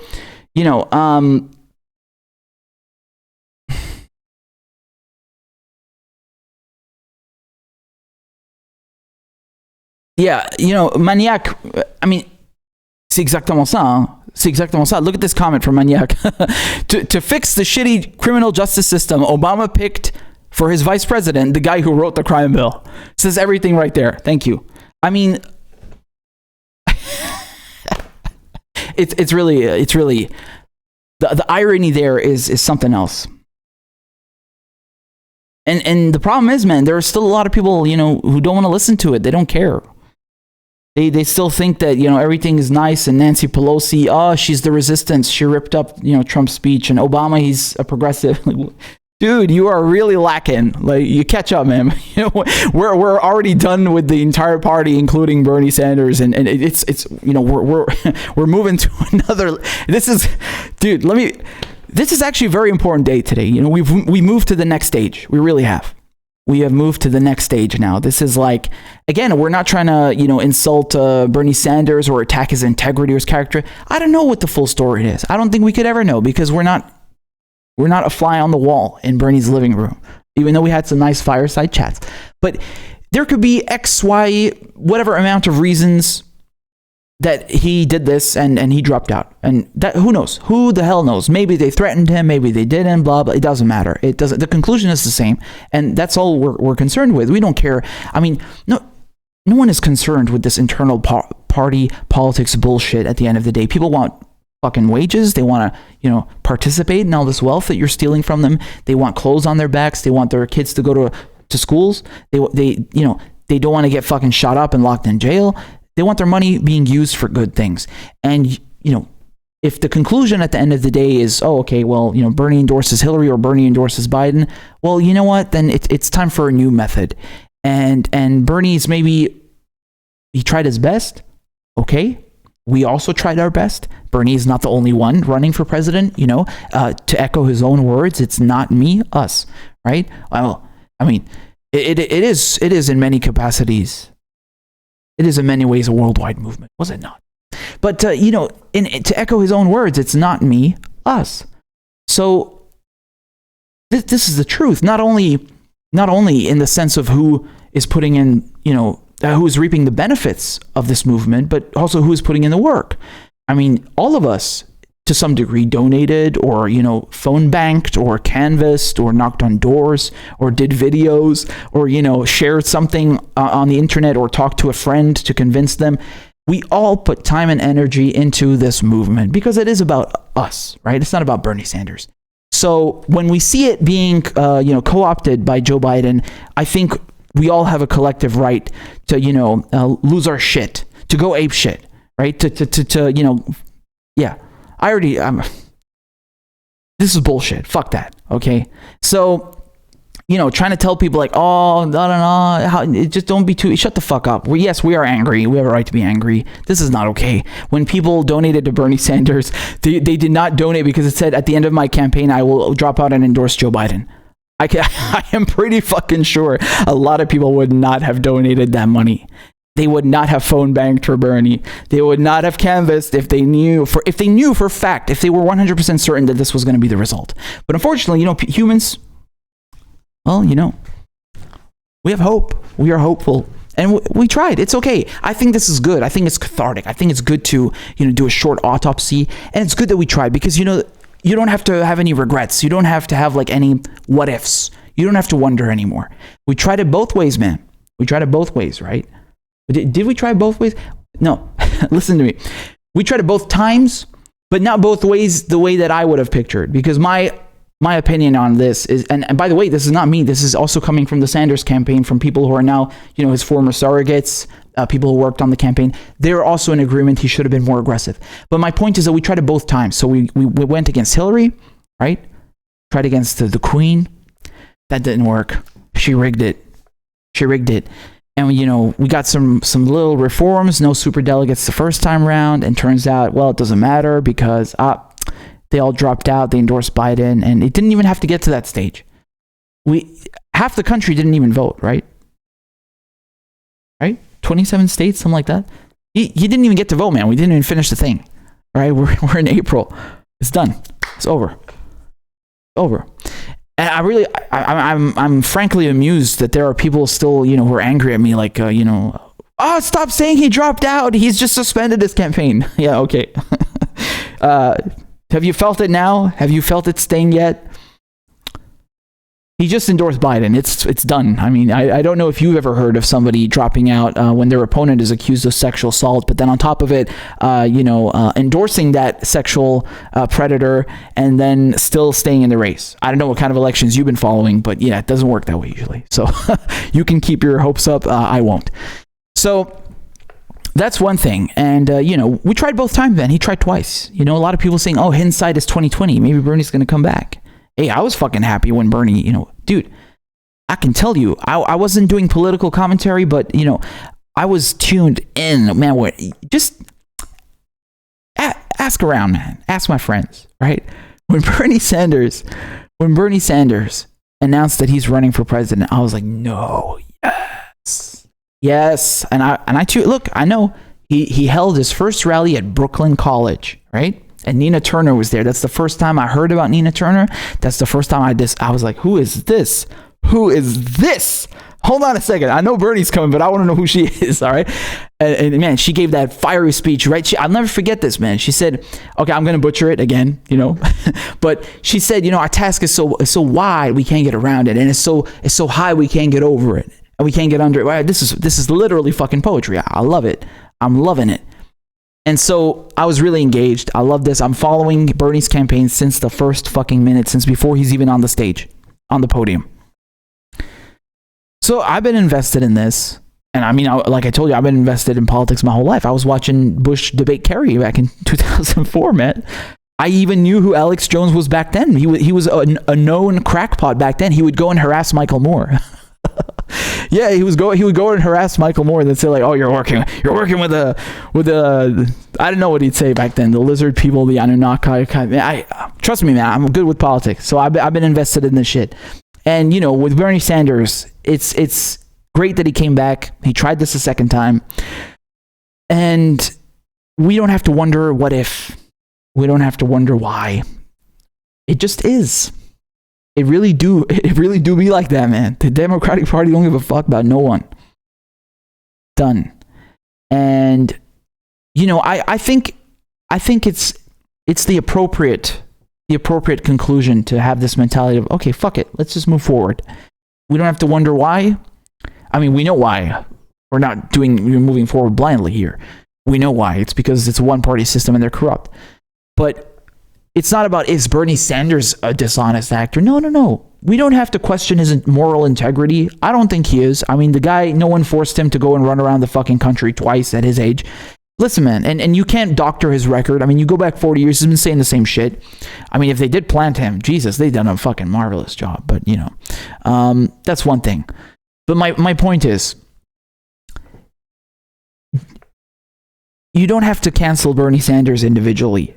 It's the whole, it's Washington, it's DC, it's this toxic environment. It's toxic sewage, man. It's like, I try to give you this example of, you know, a Petri dish, right? If you're working in a lab, okay, and you're doing all the samples and shit, you know, are you gonna go and touch this Petri dish that's full of fucking bacteria? I mean, you're taking, why would you do that? You would never do that. You would contaminate the sample you're working with. And so this is the same mentality here. You can take Bernie Sanders, who's, you know, as great as they come, well, you know, except on foreign policy, we made that clear.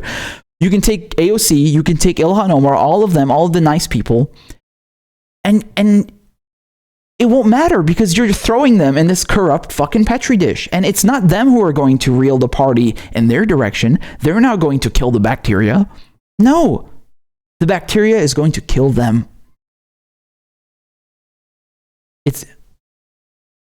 You literally just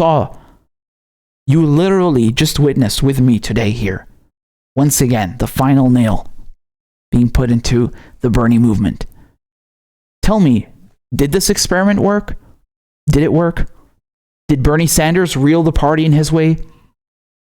Yes. You know, maybe in terms of dialogue or in the debates, but did it have any effect? Did it work? Did we achieve what we wanted? Did you get even one policy concession?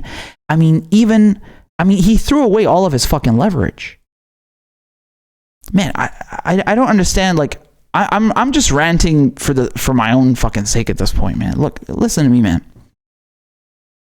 If Bernie Sanders had any leverage, he threw it away when he suspended his campaign, and he buried it when he endorsed Biden today.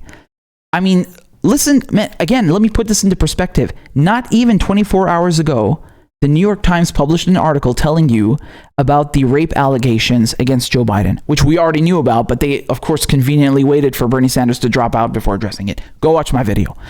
So he's telling you, I'm endorsing a rapist for president. I'm endorsing a war criminal for president. I'm endorsing a proponent of imperialism, U.S. imperialism for president. I'm endorsing the man who wrote the crime bill. I'm endorsing someone who deports 3 million Latinos and then tells people, go vote for Trump. You've seen the video when this Hispanic man brought it up to Biden. He's like, okay, go vote for Trump, and turns his back. That's what Bernie Sanders did today. He told you to go vote for this piece of crap, this piece of dog shit called Joe Biden. And he threw away all of his leverage, man. Right? I mean, Joe Biden, his olive branch, what was his olive branch? Oh, yeah, I'll lower the eligibility age, you know, for Medicare from 65 to 60. And, you know, I'll give some student debt relief, which is like some crumbs. Here, that's how much I respect you. Fuck you, progressives. I don't give a shit about you. And Bernie Sanders is like, yeah, this is awesome. Oh my God, I'm so glad. I'm so glad Joe Biden has been so generous to the progressives. You're a wonderful boy. Joe Biden is a friend of mine. Yes, of course. We regularly have crumpets and tea at Capitol Hill. Yes, oh yes. This is where all the senators get together in the break room. Yes. Very, very wonderful building indeed. That's what he did. That was Bernie Sanders exercising his leverage. He got you, instead of Medicare for all, what are you going to get? Oh, eligibility age down from 65 to 60. Wow. Holy shit. What about free college? Any debt cancellation? No. Fuck you. You know, just some crumbs. Again, more crumbs. That's it. You didn't get one policy. That's what Bernie Sanders did with his leverage. And then on top of it, he told you to go endorse this rapist, war criminal, yada, yada, the whole fucking laundry list, which is, I mean, the rap sheet is as long as the fucking dildo that they just shoved up the progressive movement's ass. That's what happened today. So don't come around and tell me that, oh, you know, you're being mean to Bernie. Shut the fuck up, man. You know what's mean? Letting people die because they don't have health care. You know what's mean? Bombing my fucking country. What the fuck did Syria do to you, you fucking asshole? You know what's mean? Locking up blacks and Latinos in millions. Scores of them. You know what's mean? Deporting 3 million Latinos. You know what's mean? Not giving people a fucking living wage. That's what's mean, you motherfucker. So fuck you and fuck your feelings. I'm not going to be nice to Bernie Sanders anymore because what he did today is unforgivable. So if you're okay with that, you go vote for Joe Biden, the fucking rapist. Meanwhile, the rest of the people with their brains switched on ain't going to fucking do that. And I hope they mount a nice organized strike to stick it to you and the fucking capitalists at Wall Street, you fucking cocksucker. We're done. It's not just dem exit. Dem exit will not suffice because you've left the establishment in place intact. You need a general strike. The workers are the ones creating the wealth. They hold the power. They need to take it back. Rent strike, general strike. End of story. No one in Washington, D.C. is your friend. You have no friends in D.C. Now, you can go on and tell me about, how AOC and Ilhan Omar and the squad and Ro Khanna, who votes, against the BDS movement, and then Bernie Sanders, they're trying their best. Yeah, their best didn't give you healthcare. Their best wasn't enough, was it, asshole? So we tried this failed fucking experiment twice. Did it work? You didn't get a single policy concession from Joe Biden or the Democratic establishment, and they're still going to go on the air tomorrow, all these talking heads on MSNBC and lefty news and discredit and insult Medicare for all and insult all of these progressive policies that you want. They're not even going to give you crumbs. They're not even going to give you the basic shit that Canada already has, that Western Europe already has. Look at how you got suckered, man. And instead of organizing for a fucking strike, you're just, Bernie Sanders. Shut the fuck up, man. That's the problem. You let an entire movement hinge on one person, and they cut the fucking head off of your movement, and now they got you with your pants down. They left you with your pants down. And what did you get? Fuck all. It's time to wake up, asshole. Roll call, asshole. Come on, get up. The capitalists, they ain't gonna give you no wages. They ain't gonna give you no health care. They ain't gonna stop bombing the brown people like this. Wake up, asshole. It's go time. Come on. Enough. Don't let your movement hinge on one person. It doesn't work.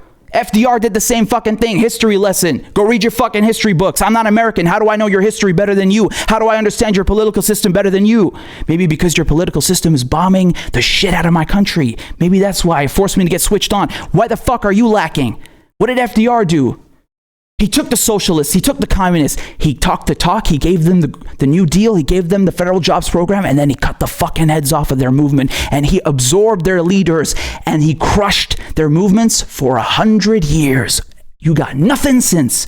Nothing. All the wealth going to the top 1%, and you got shit. Even during the pandemic, what did they give you? Fucking scraps, crumbs, a one-time fucking check of $1,200. That's how much they respect you. And then Bernie Sanders is like, Joe Biden is a friend of mine.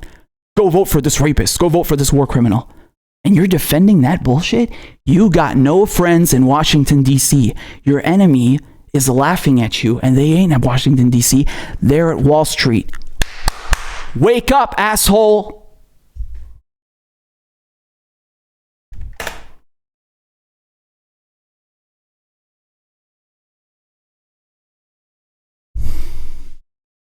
I need fucking water, man.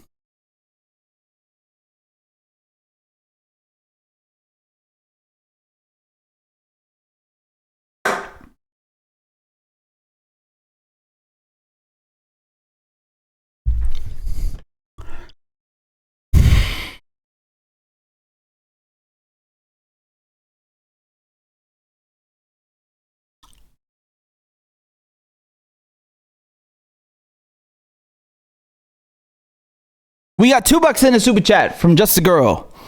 Says, thoughts on royal family, please. Harry mainly. Well, Prince Harry, oh boy.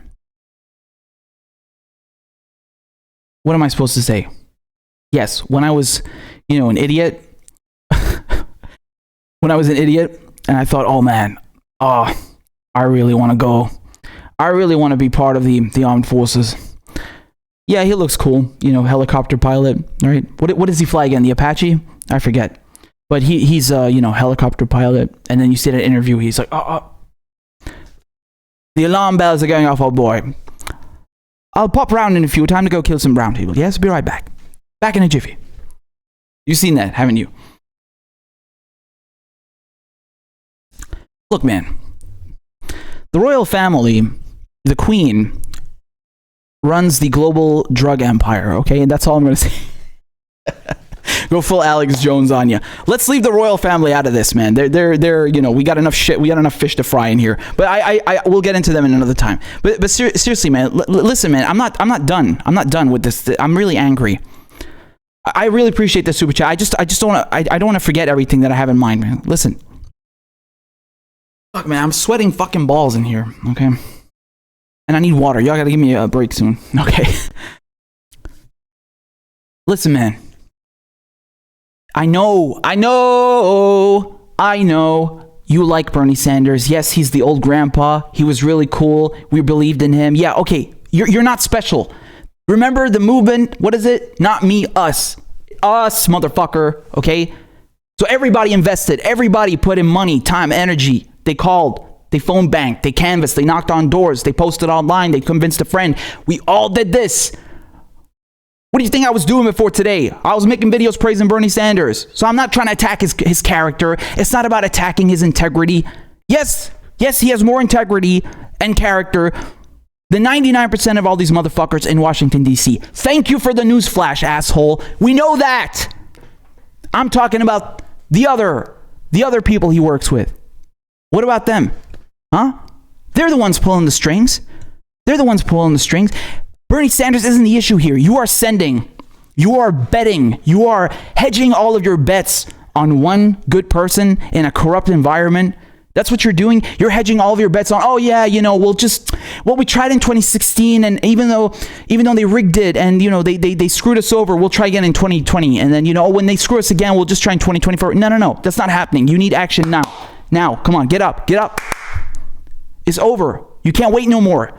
And electing the squad, you know, 2 more members in the squad. Dude, how many people in Congress you got? 435 people? 455 people? Oh, you got 7 Democrats that are progressives? Wow. You know, I'm not that good at math, but those are pretty shitty odds to me. And it turns out they're not as fucking progressive as you think, right? So you may not be concerned with how they vote on Middle East policy, but I remember some of their votes on the BDS movement. Yeah, and I'm not just talking about Ro Khanna. Look at the squad. Examine their votes properly. And we can't figure out what AOC voted? Hello? Yo, I'm gonna lose my fucking shit. Dude, we just saw the biggest transfer of wealth in fucking history. And we don't know how they voted? You don't think there's something shady there? And AOC takes a few days to say that, oh yeah, you know, I couldn't bring myself to support it. I just, you know. And I can't see a recorded vote. Where is it, bitch? Why did you wait 2 weeks to tell us that? Could it be that you're gaslighting us? Could it be that you're fucking with us because you saw the backlash and you saw that these crumbs, they ain't working. People are hungry and they're fucking angry and they're coming for you. And they're done with your fucking party. They don't care anymore. They're done because these platitudes and calling Nancy Pelosi Mama Bear isn't gonna fill their fucking stomachs, isn't gonna pay their mortgages, isn't gonna pay their debts. Could it be? You don't think that's suspect? It's all right. It doesn't matter because once again, my point here is fuck AOC, Bernie, and whatever, you know, individual you want to put the magnifying glass over. That's not the point, asshole. We're not here to attack one person or 2 people or a room full of progressives, which you think is going to turn the tide in a cesspit called Washington, D.C. That's not the fucking point. The point is you're sending off these good people to die in this cesspit, in this meat grinder called Washington, D.C., which blunts them, which crushes them, suppresses them, makes sure that everything you want never gets passed. Where's the fucking proof? Do you have Medicare for all? Huh? Where's that $15 minimum wage? Did you get one policy concession? No, and you're not going to get it because that's the wrong fucking tool for this job. And you keep trying and it's just not going to work, man. You know why? Because you can't use a fucking screwdriver for a job that needs a sledgehammer. All right, you're not thinking straight. So I'm trying to wake you up. Wake up, asshole. Go get the sledgehammer. Get the fucking jackhammer for this shit. Your screwdriver is not going to work. I don't care if you have 7 screwdrivers or 300 screwdrivers. It's not going to work. It's the wrong tool for the job. And you won't listen. It's not getting in, is it?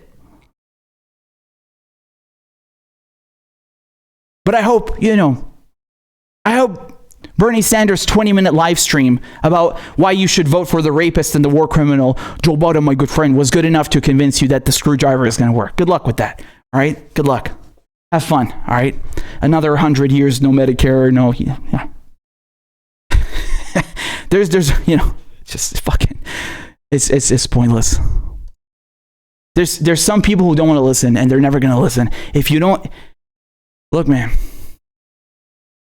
There's some people, they can't let go of vote blue no matter who. It's the only hope they got. This only thing they got left to cling to. All right? That's all they got. They have to cling on to this duopoly. They can't absorb the message that it's a one-party system. They can't get it through their fucking heads that, yes, even Bernie Sanders, at the end of the day, couldn't pull through. He couldn't get the job done. And the fact that you let him hold the entire job on his shoulders was a mistake. No, wrong. And they have to cling to this. Oh yeah, we'll elect a few more progressives, and we'll get 10 progressives, and then the squad will have 6 members in it instead of 4. Wow, you stupid, naive motherfuckers! You are so easy. The establishment couldn't wish for more simple-minded sheep. He couldn't wish, and now to get you in line, vote blue no matter who, vote blue no matter who. And they'll fall for it. They'll always fall for it because they can't get it through their fucking heads.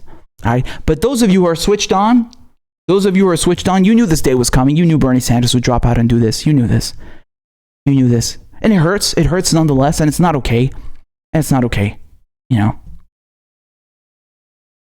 if you don't know, now you know. So here we are.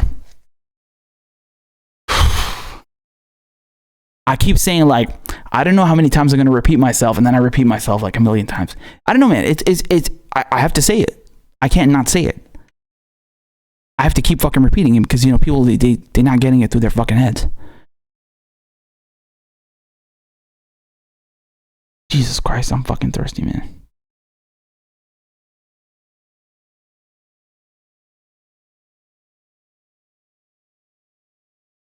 I'm exhausted. Yo, but seriously, man, this is absolutely... Donald Trump is in the chat. Oh boy, man, this day just keeps getting more extra by the second. That's absolutely crazy. Can we kick him, or does he have executive privilege in this room as well?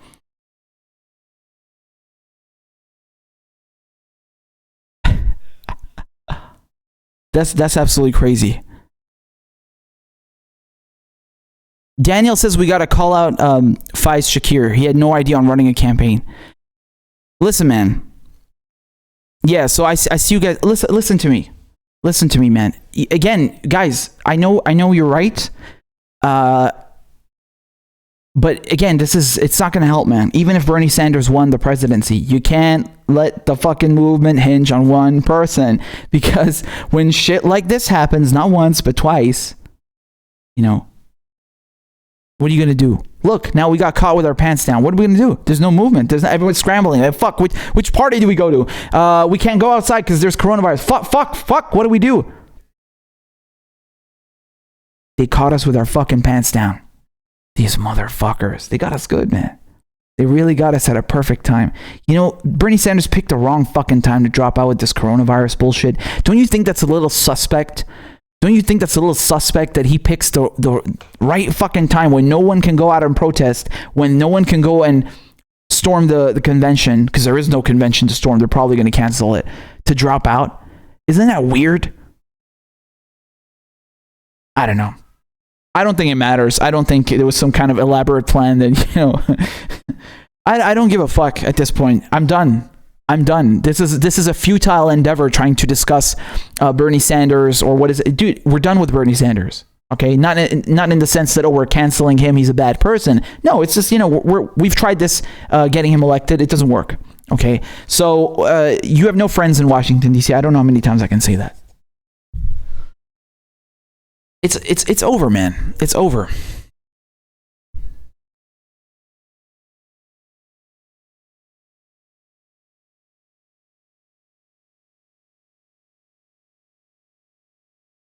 Yeah, look, not applicable gets it. By the way, I notice you're still here, so that's good. Says, Poppy's right. We are crying over spilt milk. To be honest, I'm glad this happened. This empire is about to crumble. I can't wait to watch it all burn. Yeah, okay, look, I mean, the reason that I think it's good is that you don't have to have like all the what ifs and you know, what if we tried this and did this? No, it's done.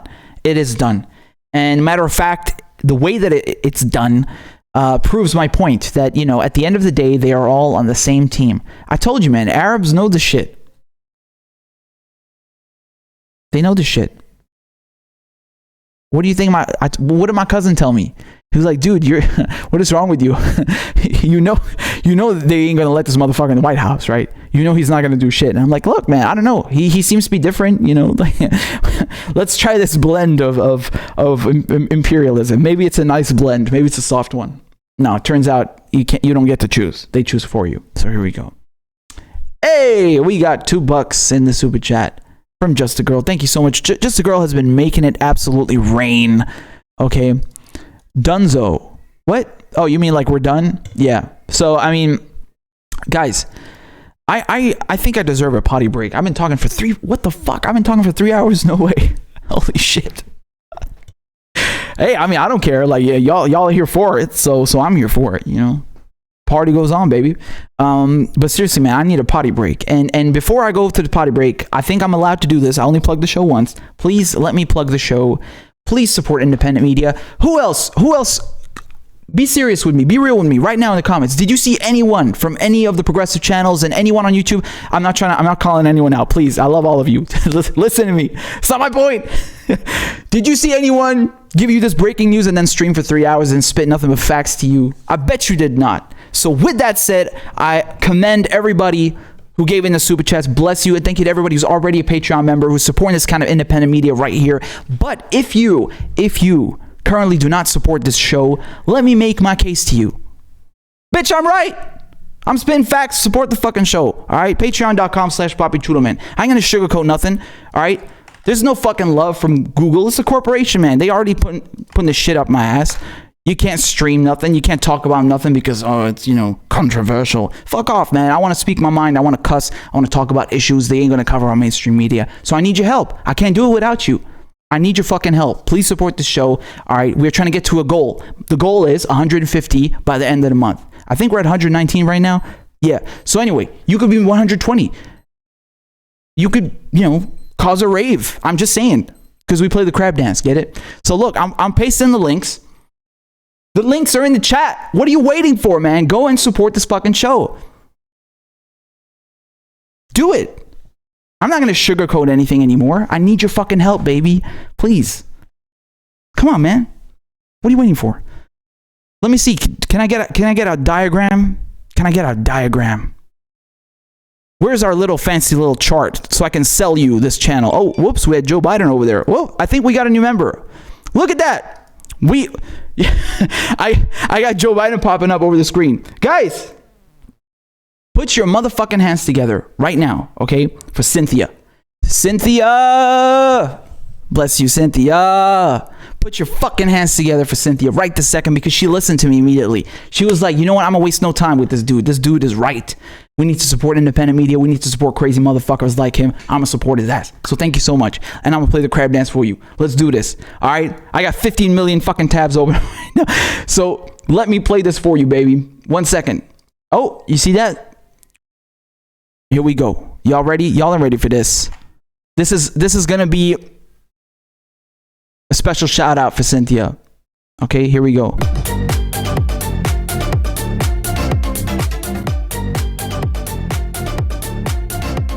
And Corn Pop was a bad dude. And he ran a bunch of bad boys. Wait. You're getting nervous, man. Calm down. It's okay.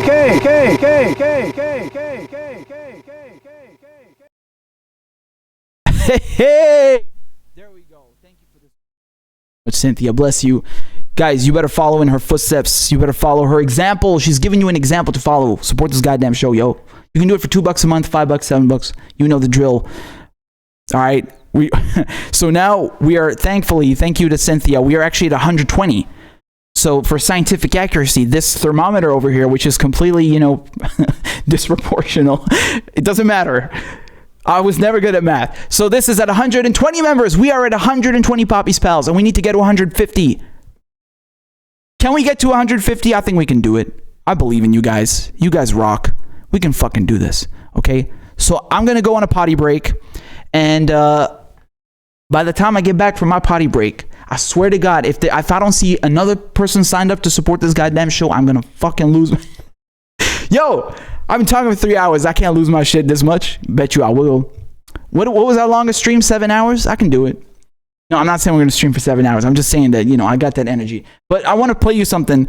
I want to distract you while I go for a fucking piss, man. I don't leave you with a black screen. I don't know what to put up on the fucking screen. I would love to put Questlove, but I think most of the music he's doing is copyrighted. So, let me play you. God, my bladder is screaming at me like, shut the fuck up, dude. Go and piss. Yo. Okay, look, I'm literally just gonna leave you with a black screen. Don't you fucking go anywhere. I did not rant for 3 hours for you to just drop out on me. All right, don't you do me like that. And I'm gonna be right back with a potty break. All right, so you give me a second right here. Okay. Yes, I will follow you on Twitter. No worries. Hold on a second. I see you. All right. See, that's another perk. You get to message me. So, okay, hold on a second. Let me go piss. I'll be right back. Black screen. Don't go nowhere.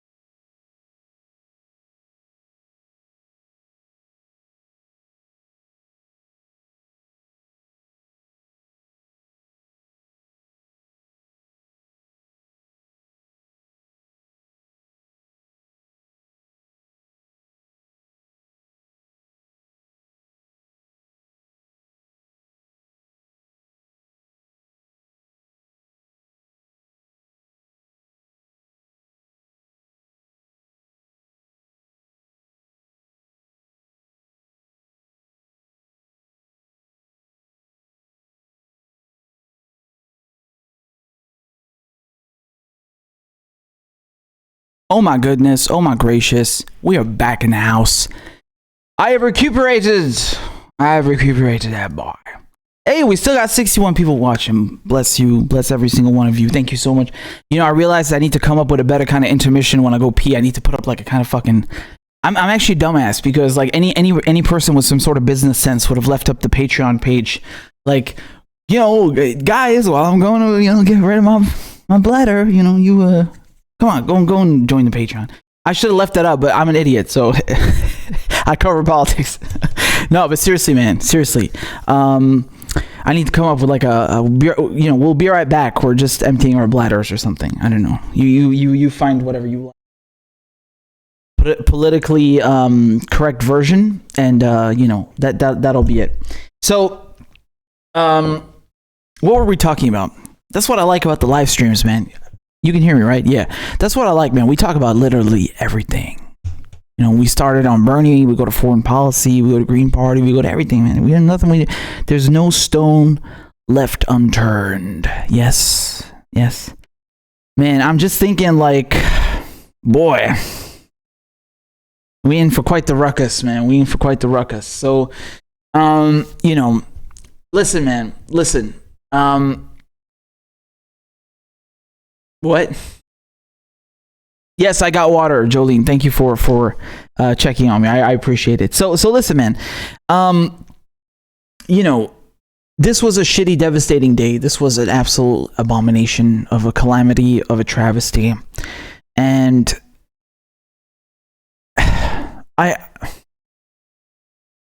if you're not gonna get it today, you're never gonna get it through your heads, man. We're done. We're moving on. Now, I really appreciate... I'm still laughing at this Green Party smear bullshit. Oh my God. Hold on a second. I hold on.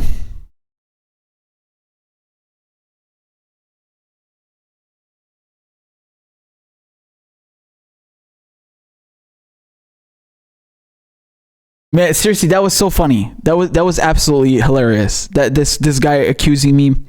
So hold on a second. Hold on. What am I reading here in the comments? Are you telling me that Noam Chomsky called on progressives to vote for Biden? What do you mean? You're come on. Yo, how many fucking like dildos are they gonna put up our asses today? How many?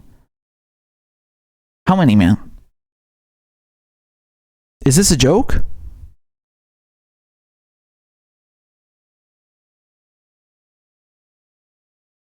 Let me look this up, man.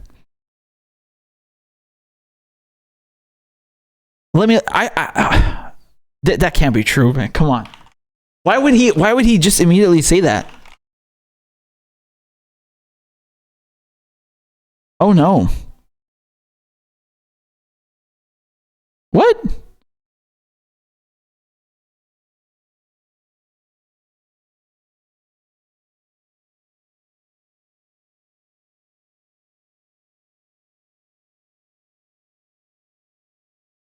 Oh, is this one of those platitude speeches that he does where he's like, okay, look, man, look, I can't take, oh God.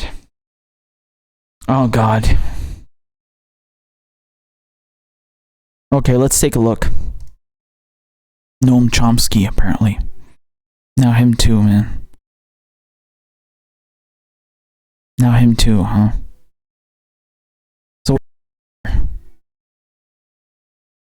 On Wednesday, just before Bernie Sanders announced, but it did look like he was about to pull out of the presidential race, I asked political dissident linguist and author Noam Chomsky about his assessment of the Bernie Sanders campaign in this time of the coronavirus pandemic. If Trump is reelected, it's an indescribable disaster. It means that the policies of the past 4 years, which have been extremely destructive to the American population, to the world, will be continued and probably accelerated. What this is going to mean for health is bad enough. I just mentioned the Lancet figures, it'll get worse. what this means for the environment or the threat of nuclear war, which no one is talking about, but is extremely serious, is indescribable. Suppose Biden is elected. I would anticipate it would be essentially a continuation of Obama. Nothing very great, but at least not totally destructive. And opportunities for... I've heard enough. Yeah, okay.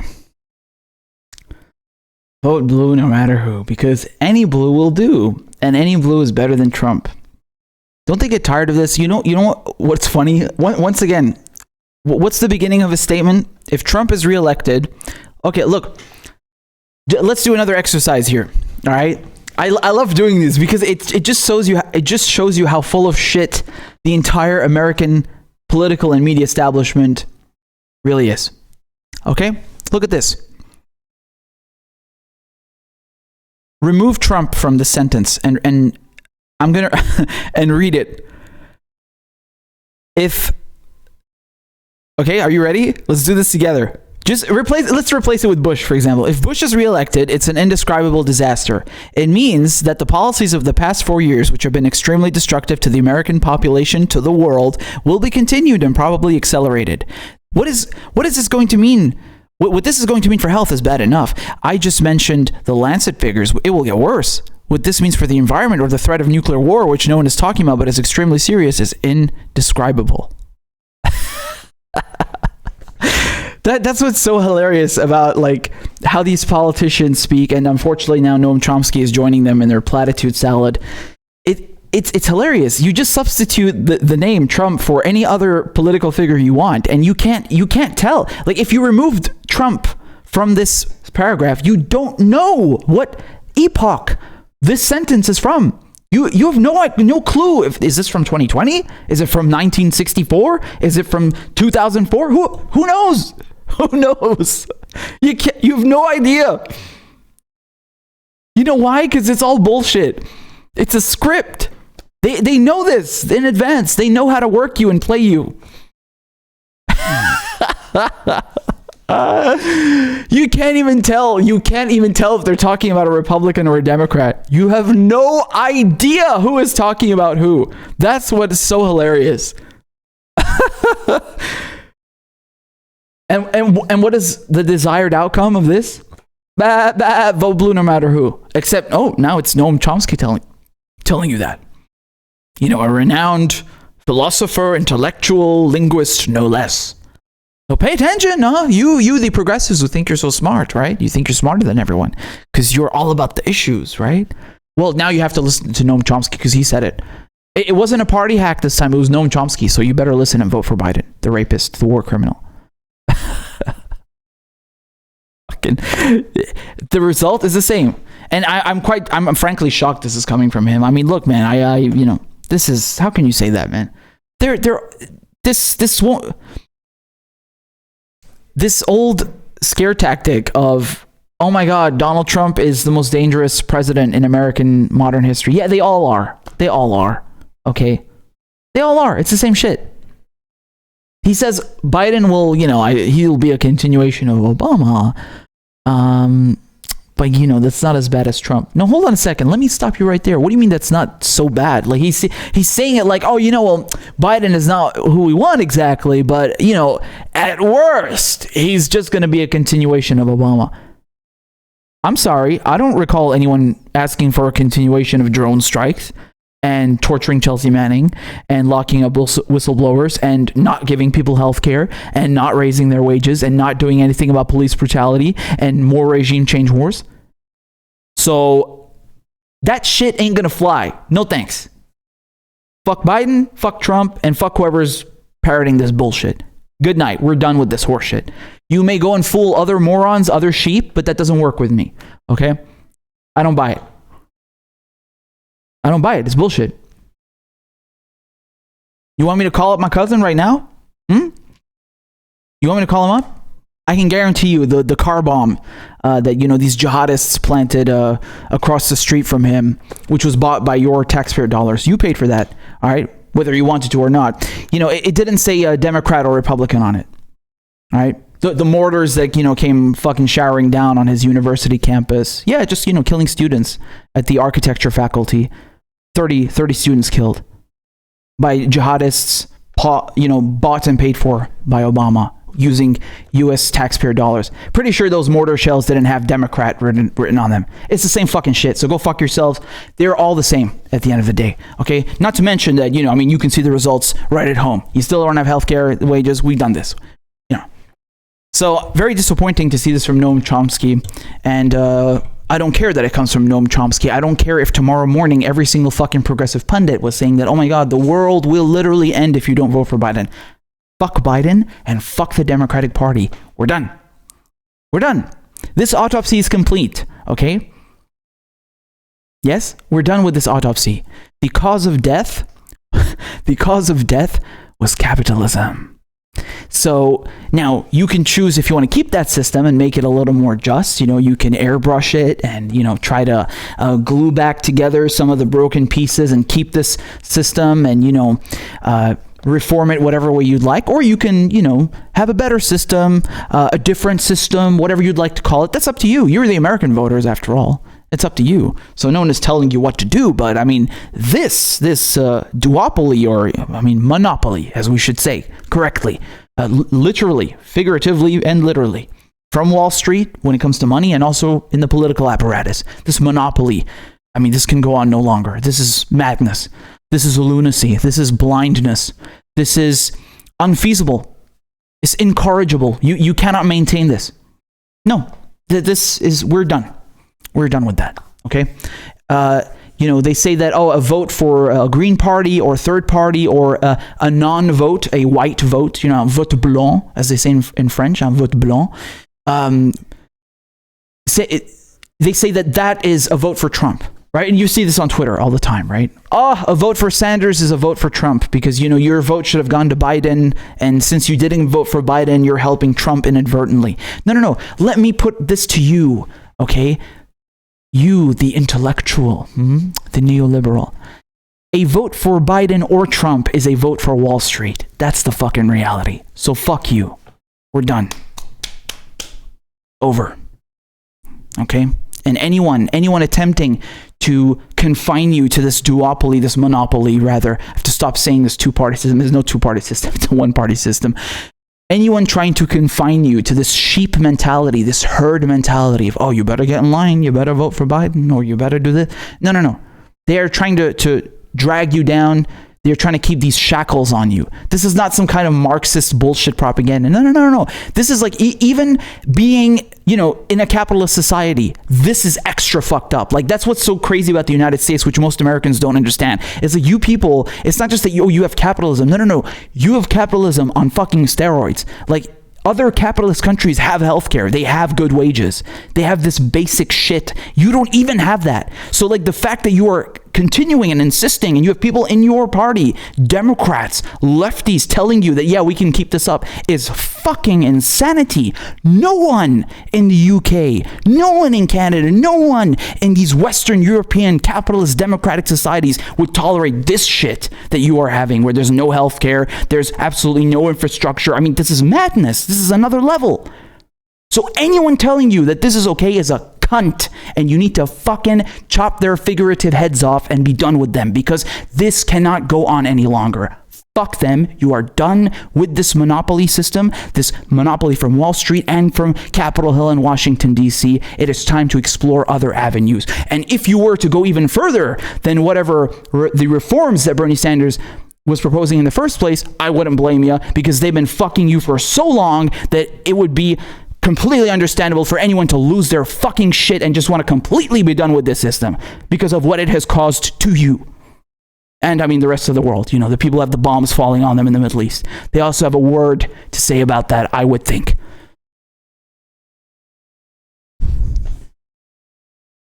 So in conclusion, Noam Chomsky can eat my ass, okay?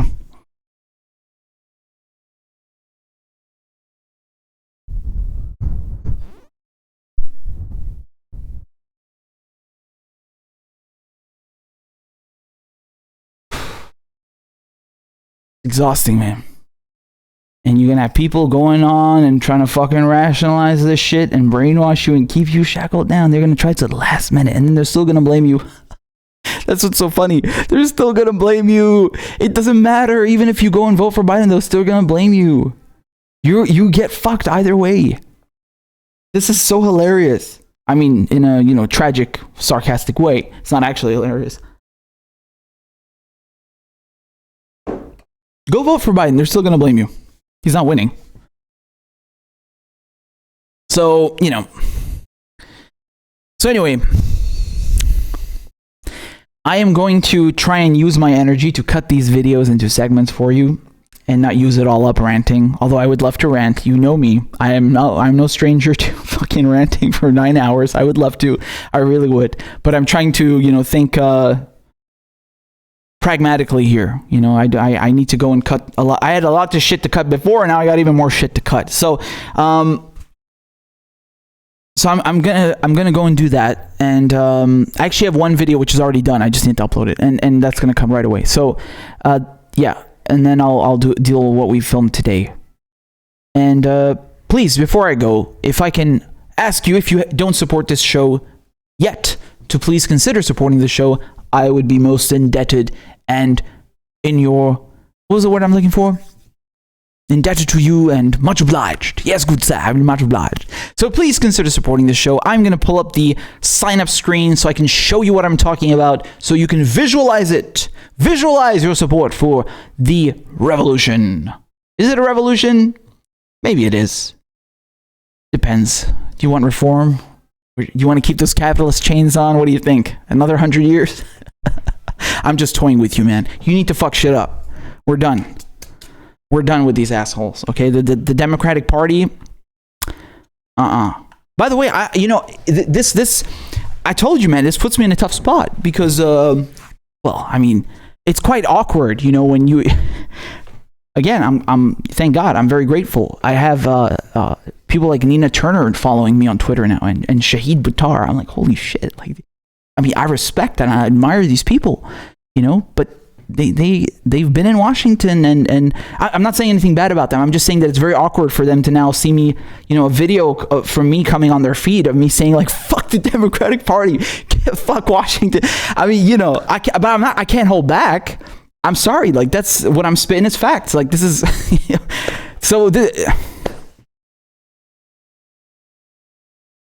but it's awkward, but again, I have to bring on Shahid Buttar. I got to ask him, bro, I love you. I love your platform, but why the fuck are you running as a Democrat? Please, can you change that? Is there any way we can work around this?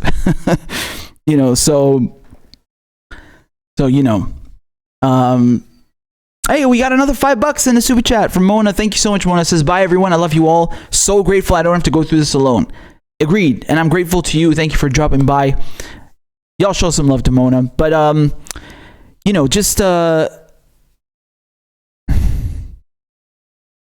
we got to be strong, man. We got to be strong. But,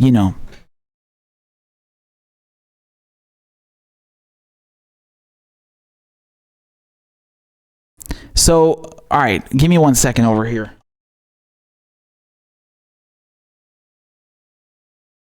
Yeah, I got a lot of work, man. The card is full. You know that? From this rant, just like this live stream, the whole memory card got filled up. It's fucking 64 gigs. Shit. Oh, damn. I talk too much for my own good, man. You know what I'm saying? I talk too much. Tisha says, I was always annoyed he didn't run indie. I agree. This bothers me a lot. I wish progressives would stop anchoring themselves to the Democratic Party. I'm going to straight up ask him. I can't spoil all the questions. He could be listening. And Shahid, I love you, but I can't be easy on you, man. I got to do my job. All right. I love you, man. So listen. All right, guys. Here we go. Look at this. Okay, I don't know why my browser is acting up. There we go. Is that better? You can join to support this channel for $2 a month or $5 or $7, anything you like, man. You put in whatever figure you like. That's the cool thing. All right, I'd really appreciate it. You'd be doing a great service to independent media, and we are actually at 120 members. Okay, so, okay, hold on, Joe Biden. So we're not 119, 120. We're 30 members away, man. We can get there. I know there's somebody here who wants to support this channel. They ain't sure yet. Well, listen, baby, you ain't gonna get these long ass rants nowhere else. And I'm gonna cut this live stream right now to go and cut those videos. Okay, so it's a hustle 24/7, and I really, really would appreciate your support. I fucking need it. That's it, man. That's the plug. Okay, and there you go. We got to get away from Joe Biden. So I did a nice little graphic for you. All right, I need your support. I'm independent media. That's it. That's the plug. All right, help me out, man. Help my ass out. So I'm gonna leave the links in the chat. Let you do your thing. If you come on board, I'd be most grateful. Hurry up if you want to, so I can play the crab dance before I go. All right, people would love that. I know they would. All right, people love a crab dance. I ain't gonna lie, they love it. So patreon.com/PapiChuloman. I gotta start adding more shit to the crab dance because like I wanted to put it. I'm not gonna spoil it because it has to be special. So I'm not gonna spoil what I'm gonna add to it. But I want to add some more stuff. So there, I pasted the links. Yes, as Professor Foxtrot says, if you don't sign up, Biden's gonna sniff us. Please don't let it come to that. Please. So I put the links in the chat. Patreon.com/PapiChuloman. Or if you just finna give a one-time thing, you just want to do a one-time donation, you can do that on PayPal. I put the link there too. Okay, thank you so much for joining me on this live stream. I really appreciate it. And I'm really grateful that we didn't have to go through this suffering alone. All right. I mean, it hurts. Also, my cap just tapped the goddamn mic. Sorry. They'll probably rip to the headphone users. But seriously, I'm really grateful that you joined me. As soon as I heard, I was scrambling.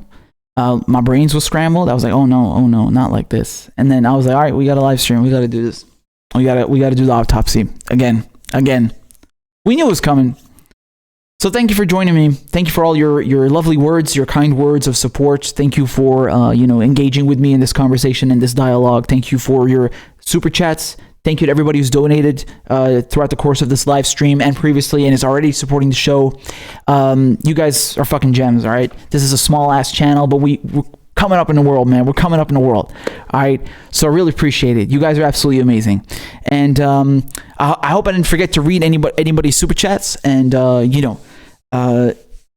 yeah, I mean, I'll go cut these videos up now as fast as I can. And I'll see you guys very soon. Okay. Insert slogan here. I don't know if we have a slogan. We don't. That's it, man. That's the segment. There you go. Take care. I love you. All right. Be well. Be good.